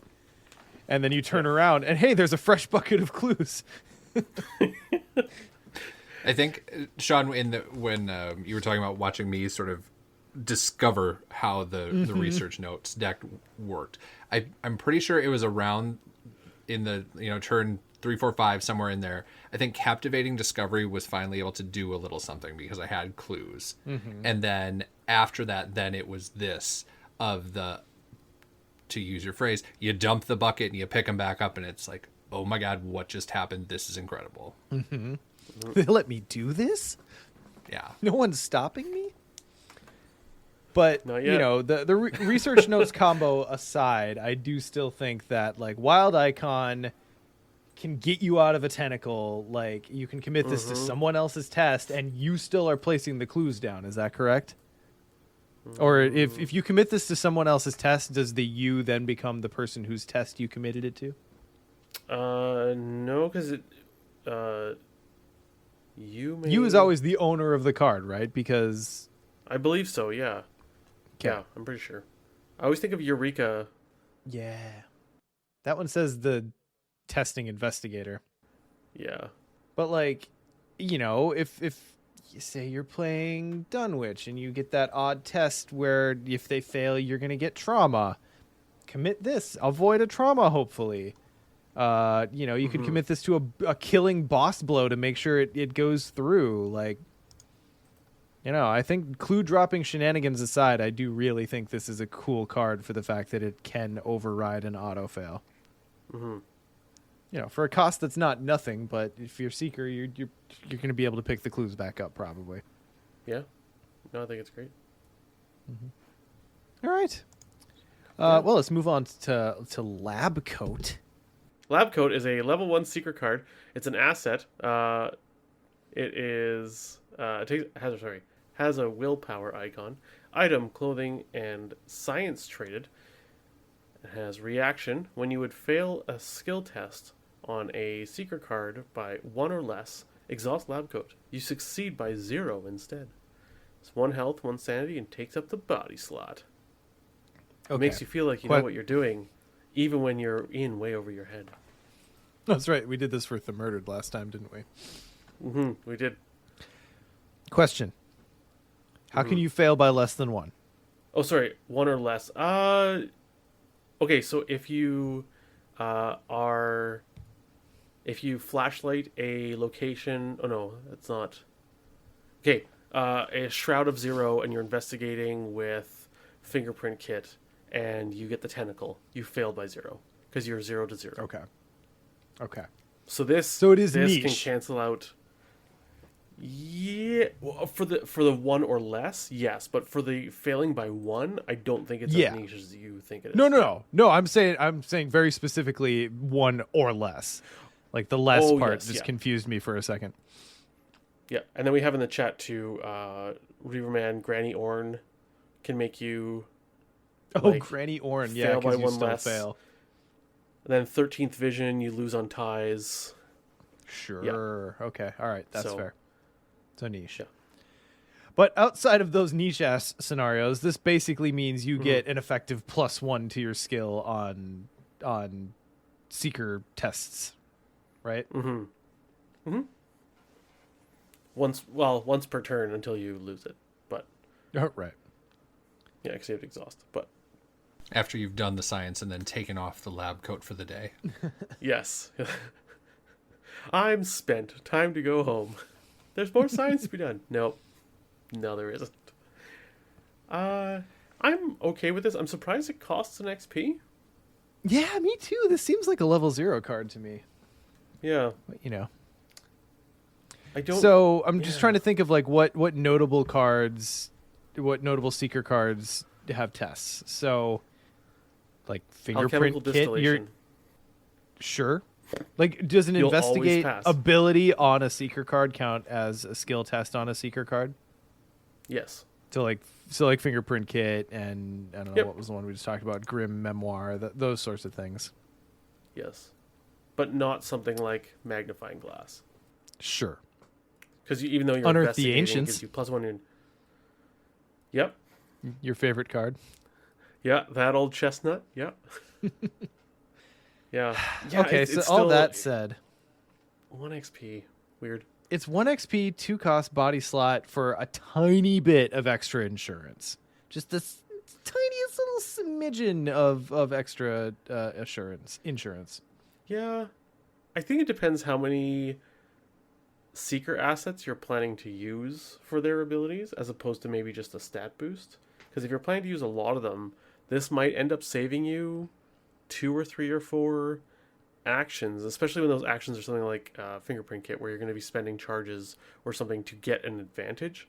Like, even though you miss out on that one action because you failed, you also missed out on all the advantages you were going to get from passing. So Right. like, how many times does this need to save you in order for you to see it as worth it? Because to me, something like 3 per game, then I'd be like, yeah, I'd consider this. So I don't know if this is more along the lines of like a hard or expert card then, where the chance of failure is more, I don't know, abounding. But Question. that's kind of how. When you draw the auto fail, it reduces your skill value to 0. Correct. And you fail. Even And you you fail fail. to tie as well. Yep. Okay. So this would not save you from an auto fail. It would if the test was 0. Okay, so if you're doing Daryl things and you reduce it to 0, this might kick in. Or actually, if the test is 1 also. So, again, alchemical distillation, you're testing 1 intellect, and you pull the auto fail, you're now 0 to 1. You fail the test on a seeker card by 1 or less. You can exhaust this, and now you succeed by 0. Okay. Yeah. Interesting. Yes. Yeah, Teacup. interesting. In chat, skeleton key. Huh? Skeleton key? Oh, no, but skeleton key is not a seeker card, and investigating is not on a... I So guess, skeleton if you have key skeleton and then key using there, a seeker asset. Yeah, something like that. Yeah. That's a lot of moving parts. Yeah, there's a lot of ifs Just, here. you know what? I don't know. Just boost your intellect by 2, something. Yeah. Yeah, I'll be interested to see if like the research theme is gonna kick off a little bit more in future expansions, and maybe we get, stuff that really wants you to like narrow in and nail a test on the dot. But then yeah. this only kicks in if you fail. It's not if you succeed. It reduces to succeed by 0. I don't know. This seems pretty niche to me. I feel like this is much more a safety net as opposed to a try to succeed exactly. Do you know what I mean? Yeah. Yeah. But Maybe pretty I'm just good- trying pretty to good invent a theory you had theme there. that doesn't exist. Okay, so Orphic Theory is coincidentally the art on the playmat from Arkham Knights this past year, and it's possibly one of my favorite Arkham playmats. It's great art. Oh my god. Yeah. So it's a level 1 seeker asset. It is 2 cost. It has an intellect icon. It is spell traded, and it uses 4 secrets. Free triggered ability, spend 1 secret, choose any non-weakness treachery not attached to an elite enemy. Until the end of the round, treat that card's printed text box as if it were blank except for traits, and it takes up an arcane slot. Okay, so in Edge of the Earth, the campaign, I tend to take, oh god, now I can't remember whether it's Ellsworth. I think it's Ellsworth, who you get to pick a treachery and blanket for a turn. I take him almost all the time. I find that to be really, really good. I think this is a super solid card. 1 XP, 2 cost. It's a slot that's not highly contested in its class. And when you hit one of those treacheries that's really going to fuck up your turn, you can just be like, nah, not this turn. Thank you. Yeah, I really like what's it called? This in the Circle Undone in general. Because there's so many treacheries that are just sticking around, and sometimes like if you can blank the ones that they whatever, something happens when the encounter deck runs out. You know what I mean? Like on the turn it's going to happen. Yeah. You somehow sneakily get this in there, and then like it just stuff happens. Nothing triggers, and then the deck is full again. So yeah, this is a great silver bullet for Beyond the Veil and Dunwich to that end. But even like the core set sets that get used all the time. If you get Frozen in Fear on a shitty turn, nope, just ignore it. Oh yeah. If you get Dissonant Voices on a turn, you were going to dump some stuff out. All right, well, nice try, Dissonant Voices. Now, the downside there is Dissonant Voices won't go away at the end of the round. So you are just delaying the problem, not necessarily solving it. But quite often, the problem with those types of treacheries is they hit you at an inopportune time, and you kind of get to counter that timing with this card. Well, or it's late in the game, and then you effectively make it go away. Yeah. Like, you could just blank this for 4 turns in a row, and that's like a third of the game sometimes. Dream Eaters has an absolute buttload of treacheries I would love to blank sometimes. So, like, every campaign has those treacheries. What's the call of the Maga Bird? Make the dream landscape again. Oh god! And then there's also the what's the one where you go to investigate a location, and instead of getting a clue, you get a doom on the agenda. That one can piss Dreamlands right off. Eclipse. Something I know the art, and I just oh no, it's it has rainbow in it, or spectrum or something. Anyways, Yeah. I mean, treacheries are the most common encounter card type, and many of them do stick around. So there's so many uses for this. This is great, like I said, in Edge of the Earth. So many like environmental treacheries that will stick around and like mess up a location for you. You can get in, blank it, get out, and you can do this from anywhere. You choose one that's in someone else's threat area in multiplayer. Like I really like this card. It's defensive, so it's not like winning games for you, but I think it's a good counter to a lot of problems. And baller art. Yeah, Art's so good. Some of my favorite. Riddle me art this, in the Justin. game. What's that? I said riddle me this. I will riddle you this. Existential Riddle. An event. Insight and Paradox traded. Cost 1, XP 1.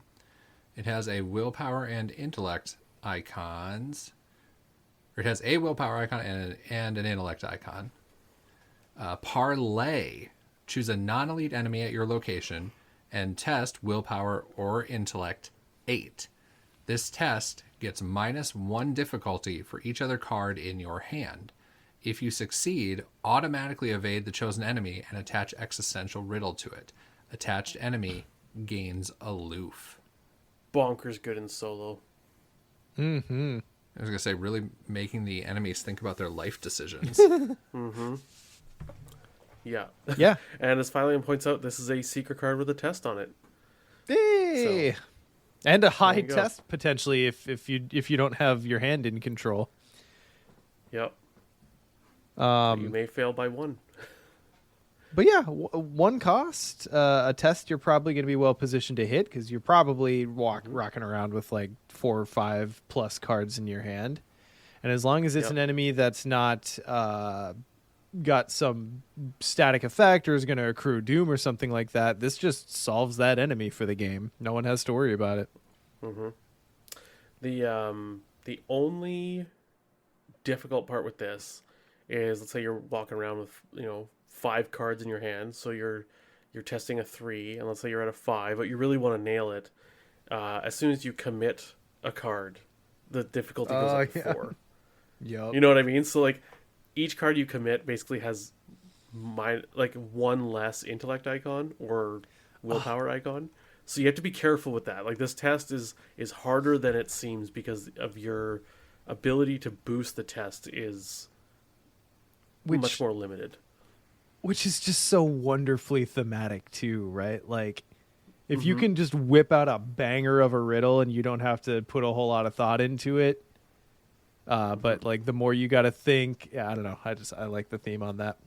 Yeah. So I mean, non-elite. Yeah, I mean that's reasonable. Yeah. I don't know. Do you think? it has to be. Do you think there's any comboing here for some of those cards that do something or do more when there's an enemy at your location? It's pretty good in like a Roland or a Joe that's got scene of the crime or something like that. Yeah, especially with Is the that enemy as hunter. Mm-hmm. And he'll just follow you around, puzzled the whole game. Yeah. What are you doing? What are you doing, huh? That's really Eavesdrop funny. does one. The rogue something. Where is it? Oh yeah. Followed as well. Yep. Does damning evidence or damning testimony? Is that an enemy at your location? No, it's an enemy at a different location, right? Well, it's at any location. Right. Yeah. So that's not Yeah. bad, especially if you can leave this. If the enemy doesn't have hunter, and you can leave it on a Yep. location that you do want to grab more clues from, then yeah, damning testimony is a good combo. And you know what? This can also you can take this in Lola when you have the stubborn detective enemy as your weakness, and Yep. you can make him aloof, so you still get super Lola, and yeah, it basically replaces handcuffs in that deck. So, That's so funny. yep, there you go. I'm sure I was chasing something. I'm glad to interesting. give you that bit of guidance. Hmm.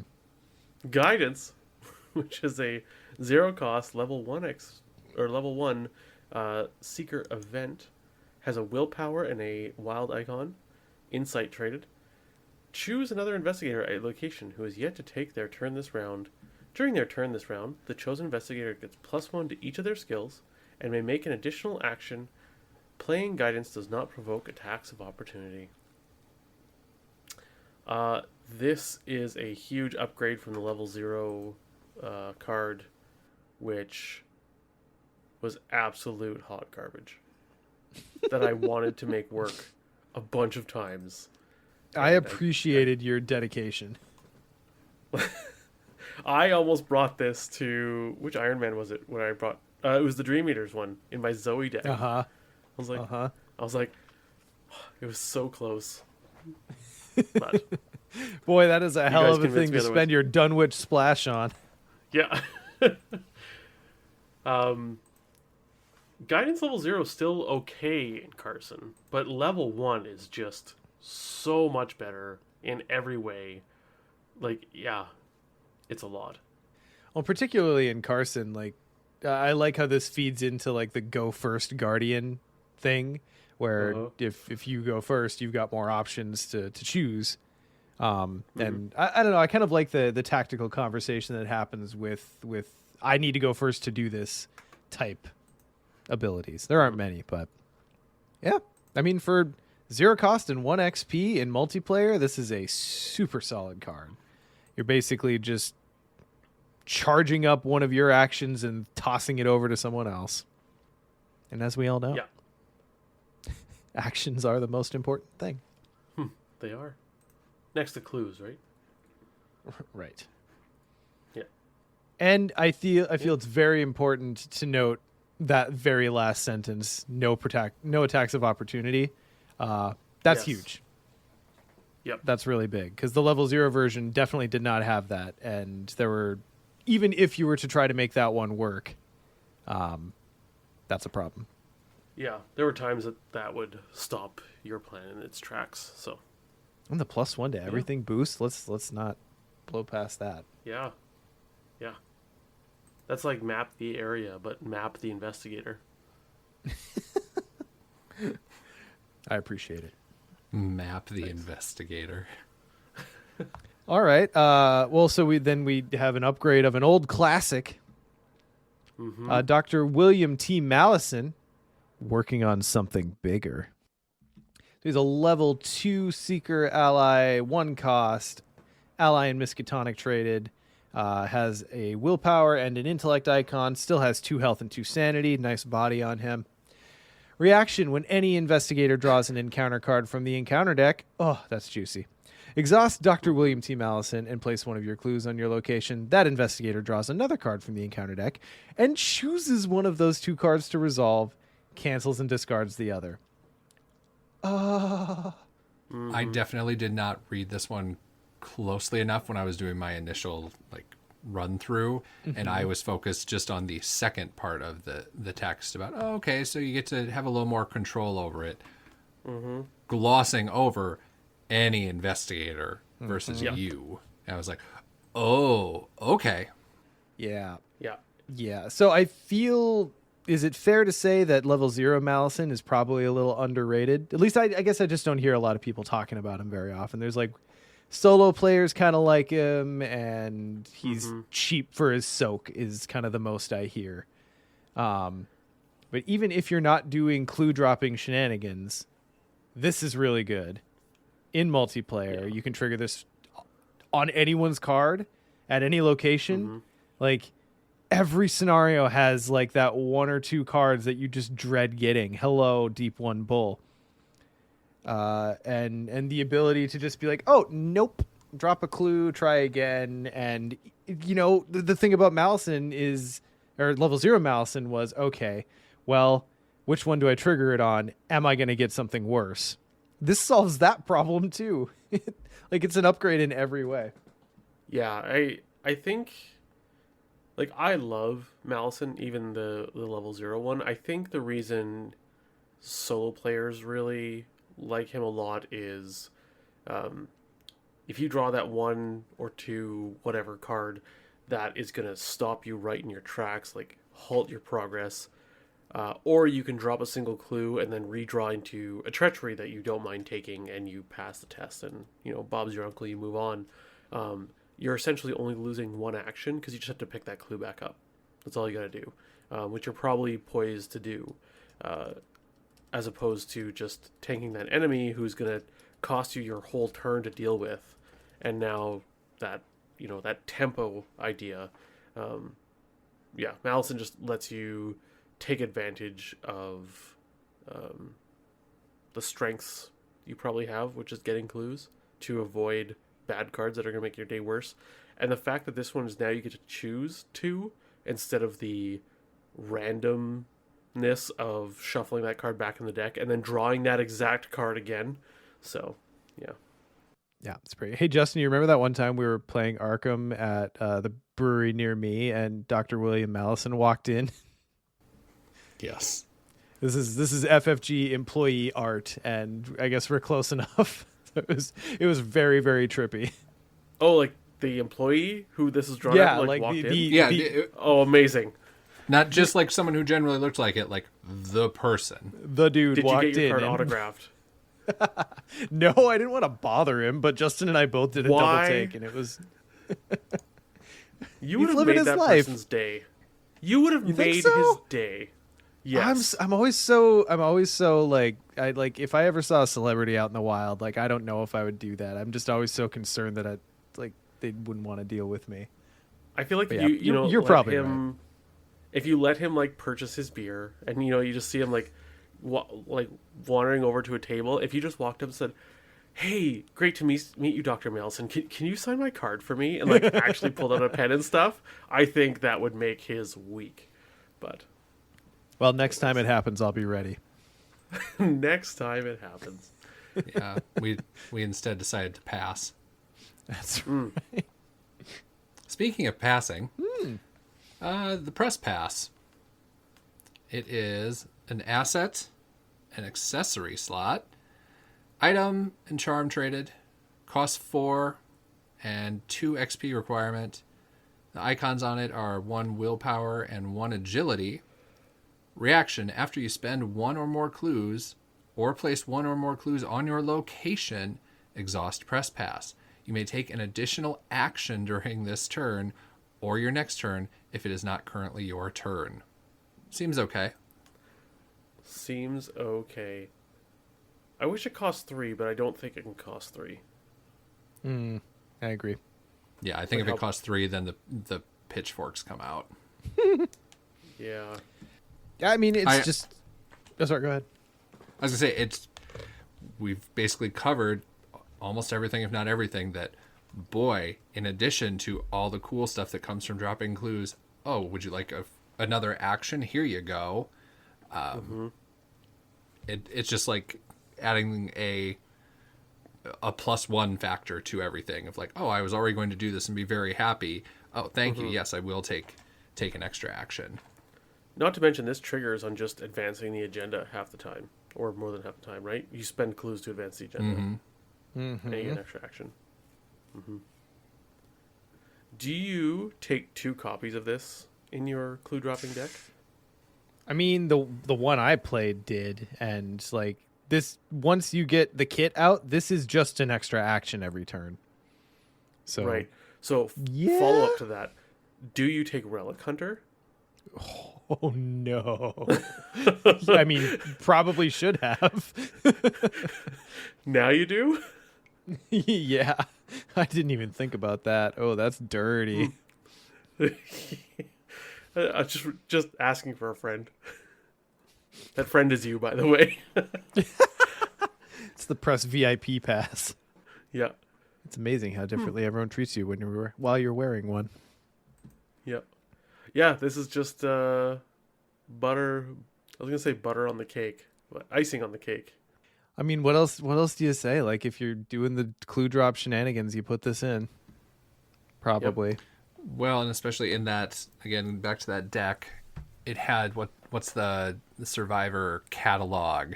Schaffner's. Softeners. Yeah, and so then it just ended up at a certain point where there were enough things going on. It's like, well, do I need to actually put anything else down? I don't know. Like, because the efficiency was so good there. Well, and that deck also runs geared up. So, like, dropping this first turn with your research notes for a net of 3 resources, it feels dirty. It feels wonderful, but it feels dirty. That's pretty gross. Yeah, that's why you run it out of parallel back Daisy is to grab geared up. And Schnoffners. And Schnaffners. Quick aside, is parallel back Daisy better than parallel front Daisy?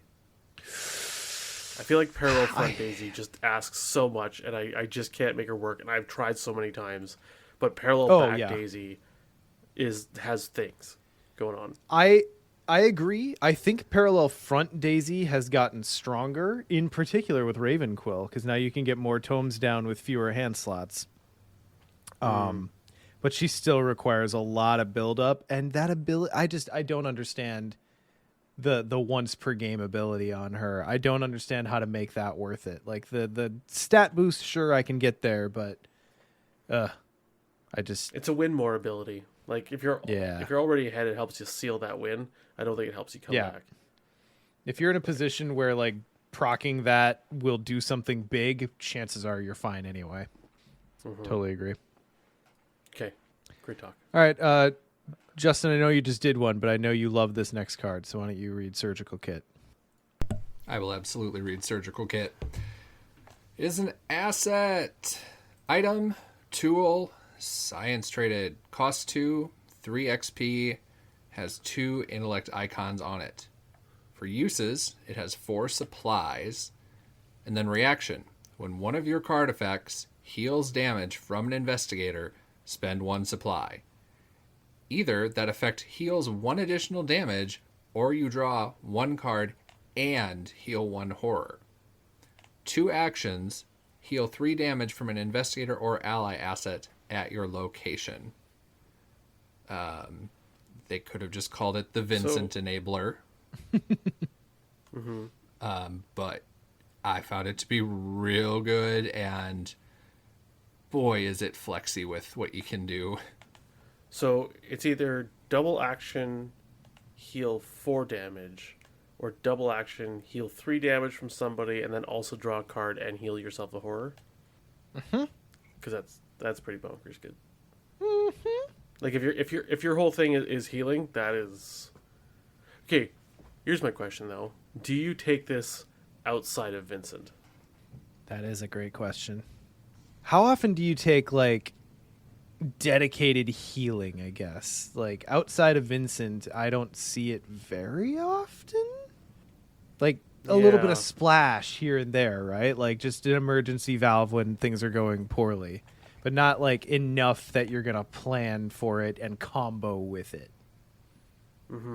I could see this because like the investigator that I take healing in most often is Mark, because you have to heal Mark. Like that's just part of his design.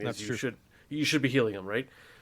And so I see like a Mark and Daisy, and Daisy sometimes needs some healing because she's so squishy. Man, I've talked about Daisy a lot this episode, but she deserves it.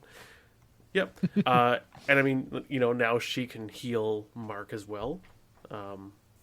So across from Mark, maybe Tommy if things are getting sticky.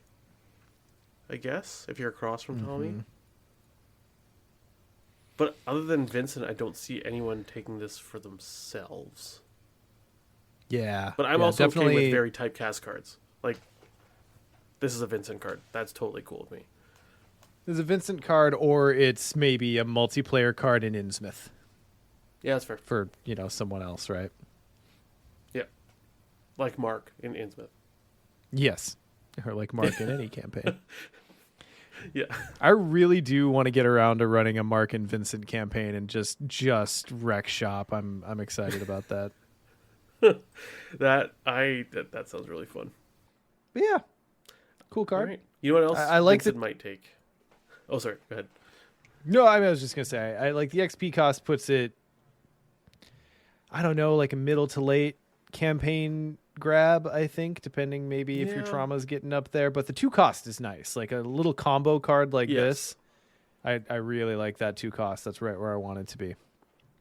Anyway, I generally, for like campaign games, I think I prefer a slightly higher XP than a slightly higher card cost.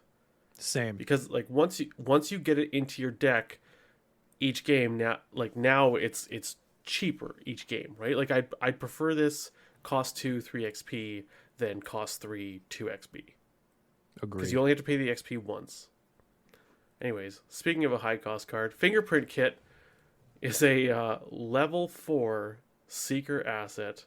It has 2 intellect icons, so you can pull a Nick and commit your level 4 card. Item and tool traded. God, I shouldn't bash him so much. Love you, Nick. Uses 3 supplies. Action: exhaust Fingerprint Kit and spend 1 supply. Investigate. You gain +2 intellect for this investigation. If you succeed, you discover 2 additional clues at your location. All right, 3 and 4 player. Yep. And great in those. Yep. Like this isn't even a succeed by. You just do it. Yeah. It's star performance is in 3 player though, right?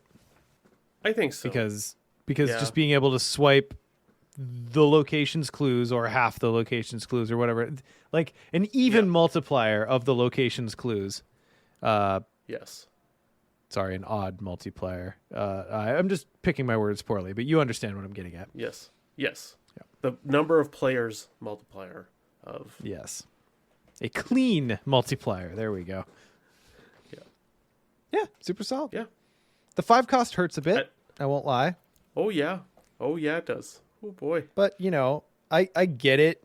You want to slow down crazy clue acceleration. You just do. And well, especially when it's like a stat boost of +2 plus if you succeed, you just get 3. Like that is pretty juicy. So. All right. Let's go out with some tracks, and I don't know. I've watched Grey's Anatomy like twice. I was going to make a joke, but I can't.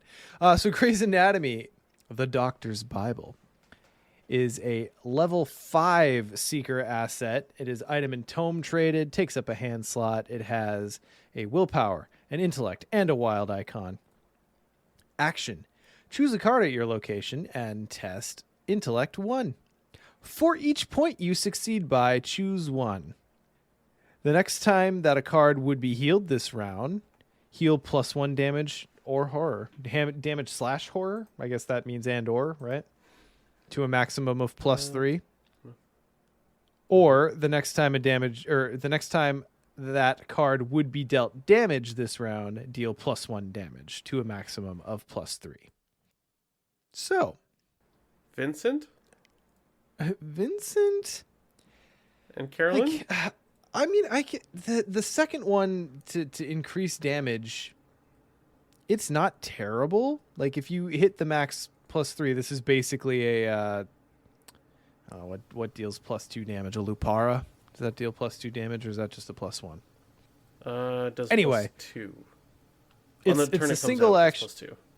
Yeah. Okay. There it is.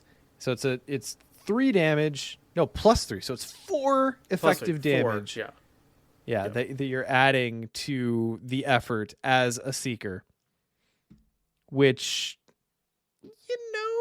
is not probably what you're normally expected to do, but it's nice when seekers can help. There are some, especially because this procs off of, like, say you're Agnes across from a seeker and you proc Agnes's ability. Suddenly Agnes's ability deals 5 damage to an enemy.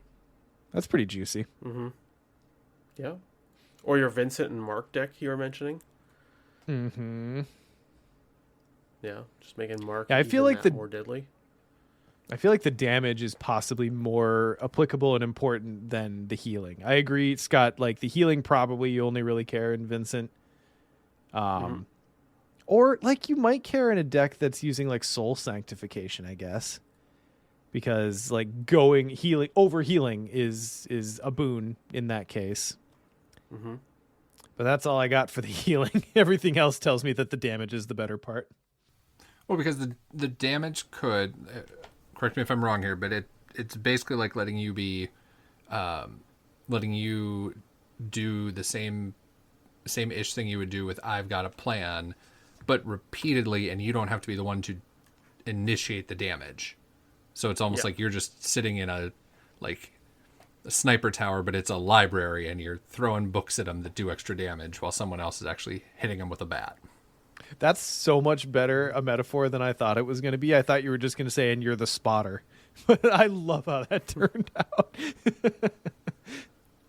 So my Ravenquill journeys, I quickly glanced at this card, and I was like, I don't really understand how I'd use this card with Ravenquill.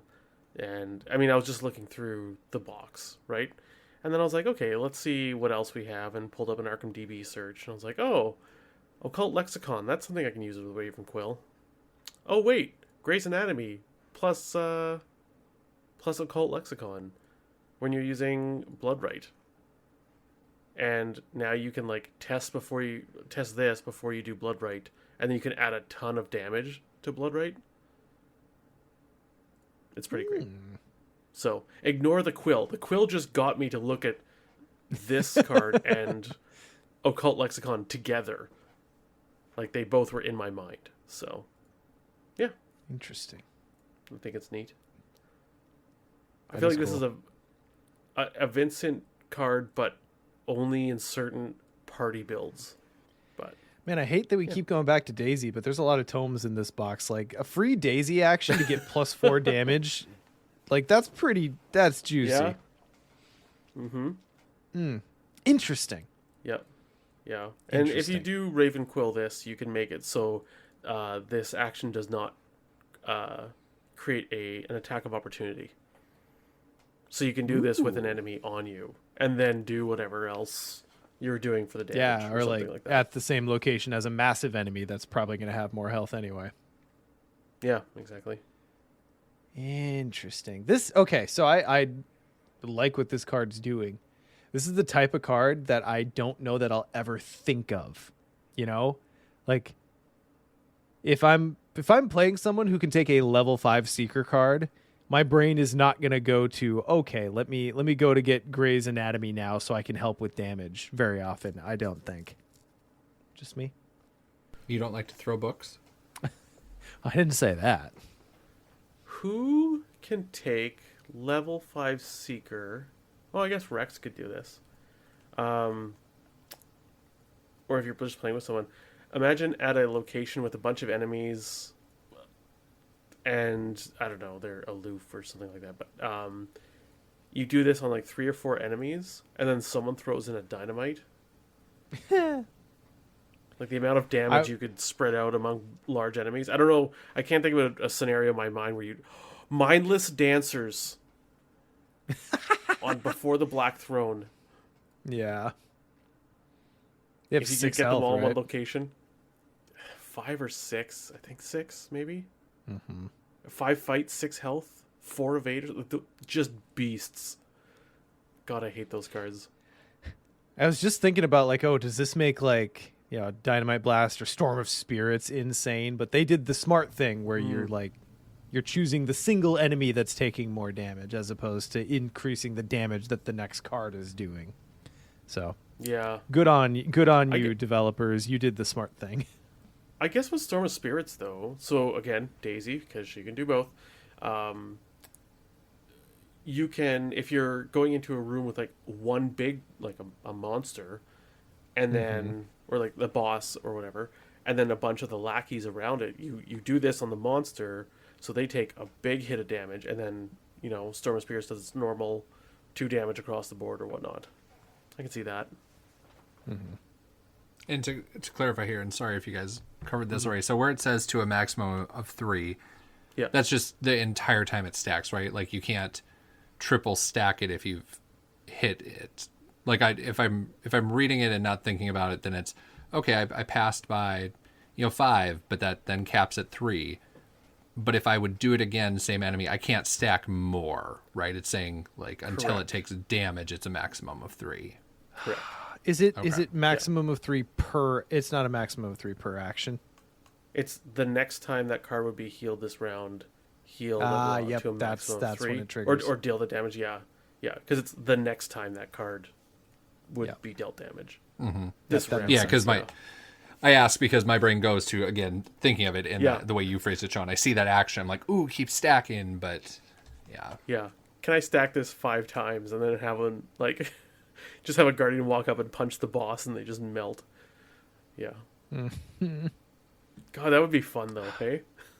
Yeah, that's the thing. Is like I need to keep this card in mind. That's the answer. Is I just need to keep it in mind next time I'm playing like 3 or 4 players, because I'm not gonna think of it, but I want to think of it. Get him in the kidney. Yeah. All right. Well, that's the secret cards from TSK. It's a good clutch What of a cards, box. if I might say. Seeker Yeah. wins again. Mm-hmm. I mean, Yeah. I'm not saying they like have the best cards in the box. I'm just saying it's a win for Seekers, the cards that they got. Yeah. That statement I will agree to. Yeah. I felt I had to clarify on that one. Yeah. Well, I like that All right. Seeker kind of got 2 archetypes out of this box, because you got Vincent the healing, and then you also got the research notes, like the droppy picky uppy thing. Like, I like that. You got 2 whole new deck archetypes from one box. So, I'm happy And the to see clue that. dropping is just so neat. Yes. Like we've seen the bits and pieces, but to actually have kits that can run it now, that's pretty cool. Well, and the Yeah, thing but- I love about it is I always love when old cards that were middling or actively bad get new life. And, like you said, Justin, we had pieces of the clue dropping stuff before, and now those cards are all so much better than they were. And most of them were pretty okay before. So, and yeah, it's a cool archetype to see it get fleshed out. Yeah. All right. Love it. Well, let's move it on to a little bit of technical time. Scott, what's grabbing you lately? Kerbal Space Program 2 came out, and that's been taking up a bunch of my spare time. And it's good. It's in early access, but it's like really early access, which was how I experienced Kerbal Space Program 1 way back in the day. So I'm used to it. It has middling reviews on Steam because a lot of people see early access and think of that as like, oh, a couple months till done, right? Like just figuring out some quirks and then they'll be out.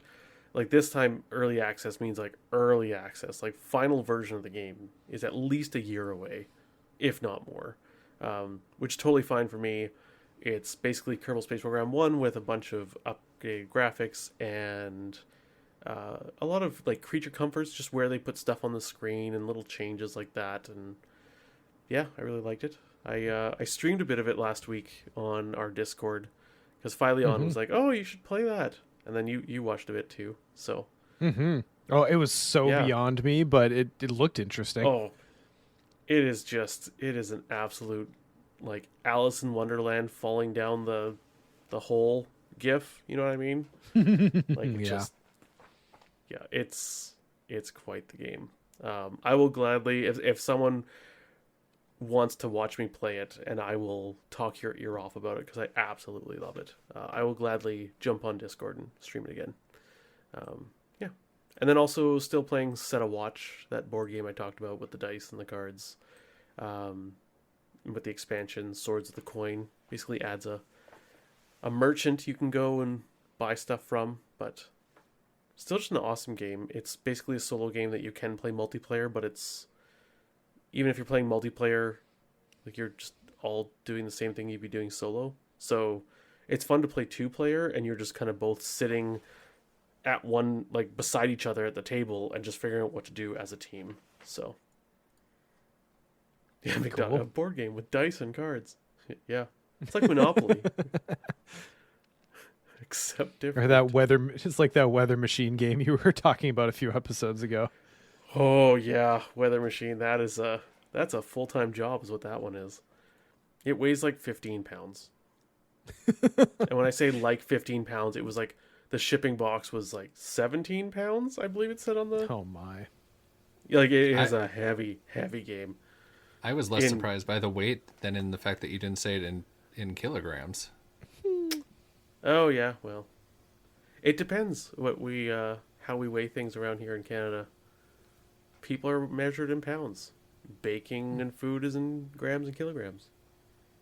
Items in the mail depends on where you're mailing it or where it's coming from. And that, boys and girls, was your geography lesson on Canada. Yep. Everyone loves contextual measurements. Oh god, it can sometimes be confusing, but That I believe. yeah. Justin, what's been grabbing you? First thing is, so Sean, this applies to you as well, but the group of 4 of us that play video games together every week, we are shifting focus over to Dying Light, the original one. We were playing Back for Blood, and I think we still might play that a little bit, but then someone else in our crew asked about Dying Light. And anytime Dying Light comes up, I will raise my hand forcefully and say it's incredible. I've played through it twice, dropped 100+ hours in it. It's super fun. And so on a few days ago, we actually had all 4 of us running around for the first time in it, and I remain hopeful that there will be more updates to give because it is wacky fun with 4 people, even for a game that is 7 years old. Yeah. I had a really So good time it with is- it. Yeah, it's for anybody who doesn't know what it is, it's a first-person parkour game Yes. set in a city that is going through the zombie apocalypse. But the star of the show is the city. They have built it out so well. It is all about exploring. The story's, I don't know, I'd give the story a 6 out of 10. Some of the side quests, though, are really cool. But I can't think of another game that feels like this game. And then to experience the world is pretty great. So pretty pumped about that. And then I'm still playing Marvel Snap. I think last episode I was actually on for was maybe one of the first ones for Snap. And it has grabbed me harder than I initially thought, which is good. Because, yeah, I just crossed collection level 3,000. And I almost have Series 3 complete. I think, Scott, you have, what, like 2 cards left for Series 3? And we were talking, I have maybe 4. Viper and Beast, I think, are my last 2. Cards I Okay. don't even want. So Beast. See, Beast can be so fun. yeah. Can be. Well, and see, Sometimes he can be I'm- disappointing too. I'm waiting on Cerebro and Jane Foster. Like those would Jane both Foster's be a useful. card? yeah, Shit, I haven't even seen that card yet. Apparently no one plays her. Oh, I mean, there's a there's good decks. lock. There's a deck with Lockjaw that pairs the two Thors. Okay, yep. Jane Foster Thor. I was picturing like Jane Foster civilian, but that totally makes way more Oh, sense. I've yeah. seen yeah. Girl Thor, who is of course Jane Foster. So yeah, that's on me. So, somebody asked in chat, how much are y'all spending on Snap? I have only paid for, I think, the season passes and not even all of them. And then I think if there was like, Scott, what was the one you and I were talking about this? It was like $5 for Jubilee stuff or like that. yeah. It was the Lunar New Year one. Yeah, I'm maybe in for like $50, and I don't know that I'll go in much more because I like that they allow you to buy packs with the gold you can earn, and that keeps me in it and not feeling like I'm falling way behind. But unless there's a season pass card I really need, I think I'm done spending money on it. Yeah, I'm in the same boat. I've done the season pass, and I think the only thing I've spent extra money on was they had a Deadpool splash pack, and Deadpool's stupid fun in that game, so I threw down on that. Nice. Which was what, like $5? Something like that. I've spent that's the thing, for a card game. I have spent an entirely sane and reasonable amount of money on this game. When I Yes. look at my Arkham collection in the corner. Oh, yeah. Well, and we have a friend of ours that we play Keyforge and other stuff with who is well ahead of any of us. He's got to be at probably like collection level 6,000 now or something. And in our group chat about it, I think I even just asked, what collection level are you at? And he almost got a little like bit of nerd shame of, I've spent an unhealthy, it wasn't unhealthy, but I've spent a bunch on it. And we had to reaffirm him of, you play this a ton. It is a hobby you are enjoying. You're not just being the stereotypical whale. You are getting value out of this and enjoyment. So We're all standing in front of our thousands of Keyforge decks. That is not a stone any of us can throw. Yeah, and so I think that he felt good about that. But it's an interesting thing with the game about how, I could see you could drop a bunch of money in there, but you also don't need to. So last thing on my tentacle time before I turn it over to you, Sean, is a music thing. I assume last time when I wasn't here, you guys talked about that song, Sean, that you had shared with us that Yes. oh, Someone what is mentioned it? it. Okay. Falling in reverse? Yeah, No. Falling in Reverse. Okay. Yeah. Anyway, I had Yep. been listening to that, so I wanted to make sure it was covered because it's quite good. I have gone back lately to Beast in Black, which is a power metal, melodic metal band, but their whole shtick is that they are based around what is the manga Berserk. Oh, interesting. And The Beast in Black is guts. yeah, and so I don't know the source material, and the music is just incredible. But I about once a year end up listening to them, and I'm finally catching up on the newest album I missed out on, and highly recommend. Interesting. What genre are they roughly? So you know how I sometimes have you listen to Battle Beast, where it's more like that power metal, Epic speed metal. but epic speed metal, but it's got that, again, it'd be more melodic because then they actually focus on some of the vocals as opposed to just we play guitars fast. Yeah. And so I think that's what gets me. And then this version of it also mixes in a little bit of synth, which also, I mean, all these words I'm saying, you know me, it's just like I'm checking off my own personal bingo card. I dig it. Yeah. But Sean, what have you been doing? I have been pretty crazy busy working on Dissonant Voices stuff, doing a little stuff in the background. This last weekend was our quarterly game night with Nick and that crew that we kind of run with. It was. I unfortunately couldn't participate as much as I wanted to.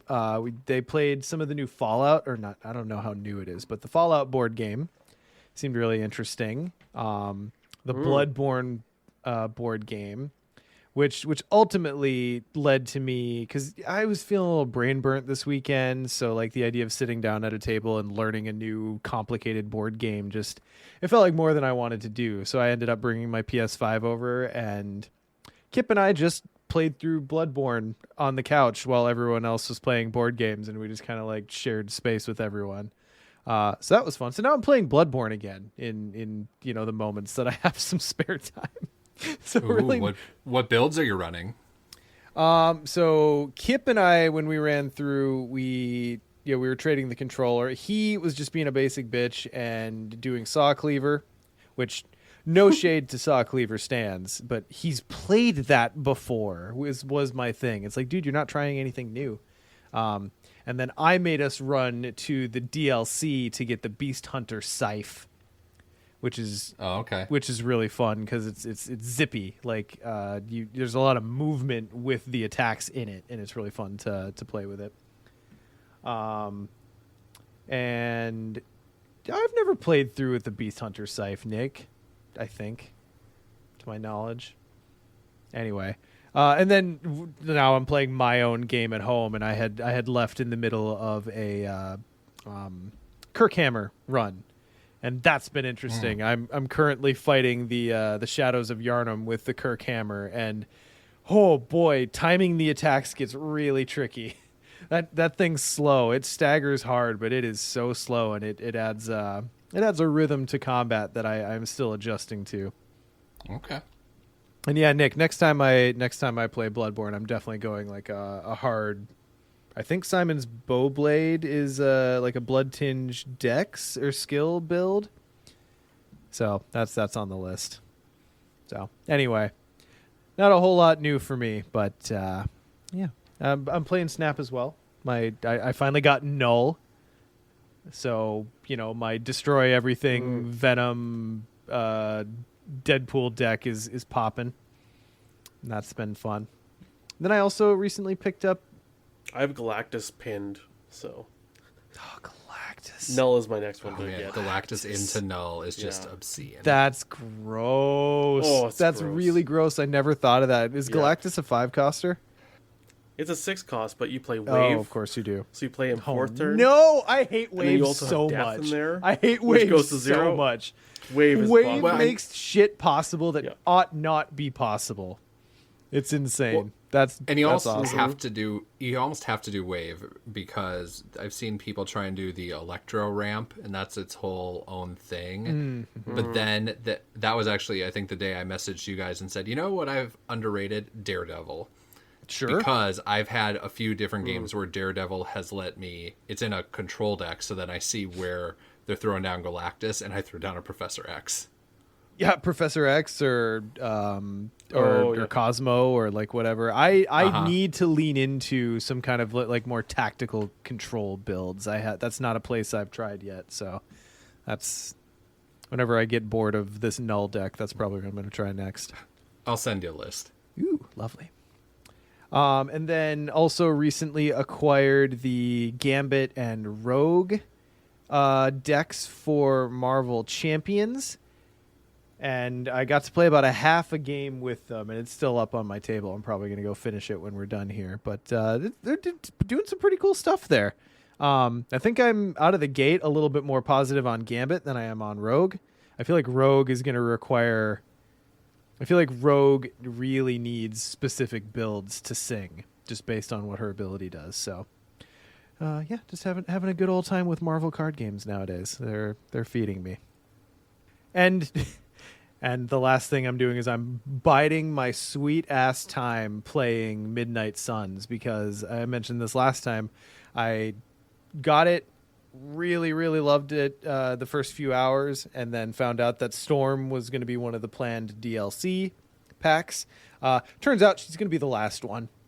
So the second of 4 just dropped. I'm sure Morbius is going to be next, and then Storm drops. So I'm just like I want to play as much of the game as I can with my favorite Marvel character. So yeah. Anyway. Like she's the last planned one, and then they're done, or last one that they've announced. She's the last one that they've announced. The game, unfortunately, has not done very well commercially, so it would surprise me if they announce anything past what has already been planned. I'm here with bells on if they do, but I feel like the game unexpectedly did not sell as much as they wanted to. So I don't know. We'll see. Hope springs eternal, but I don't. I would be surprised if they do anything past Storm. Okay. But yeah. Anyway, Midnight Suns. I feel like it'd be very relevant to the interests of many people who play who listen to this podcast. So, yeah, that's me. So thank y'all for joining us for episode 149 of Mythos Busters, and we'll see you guys next time.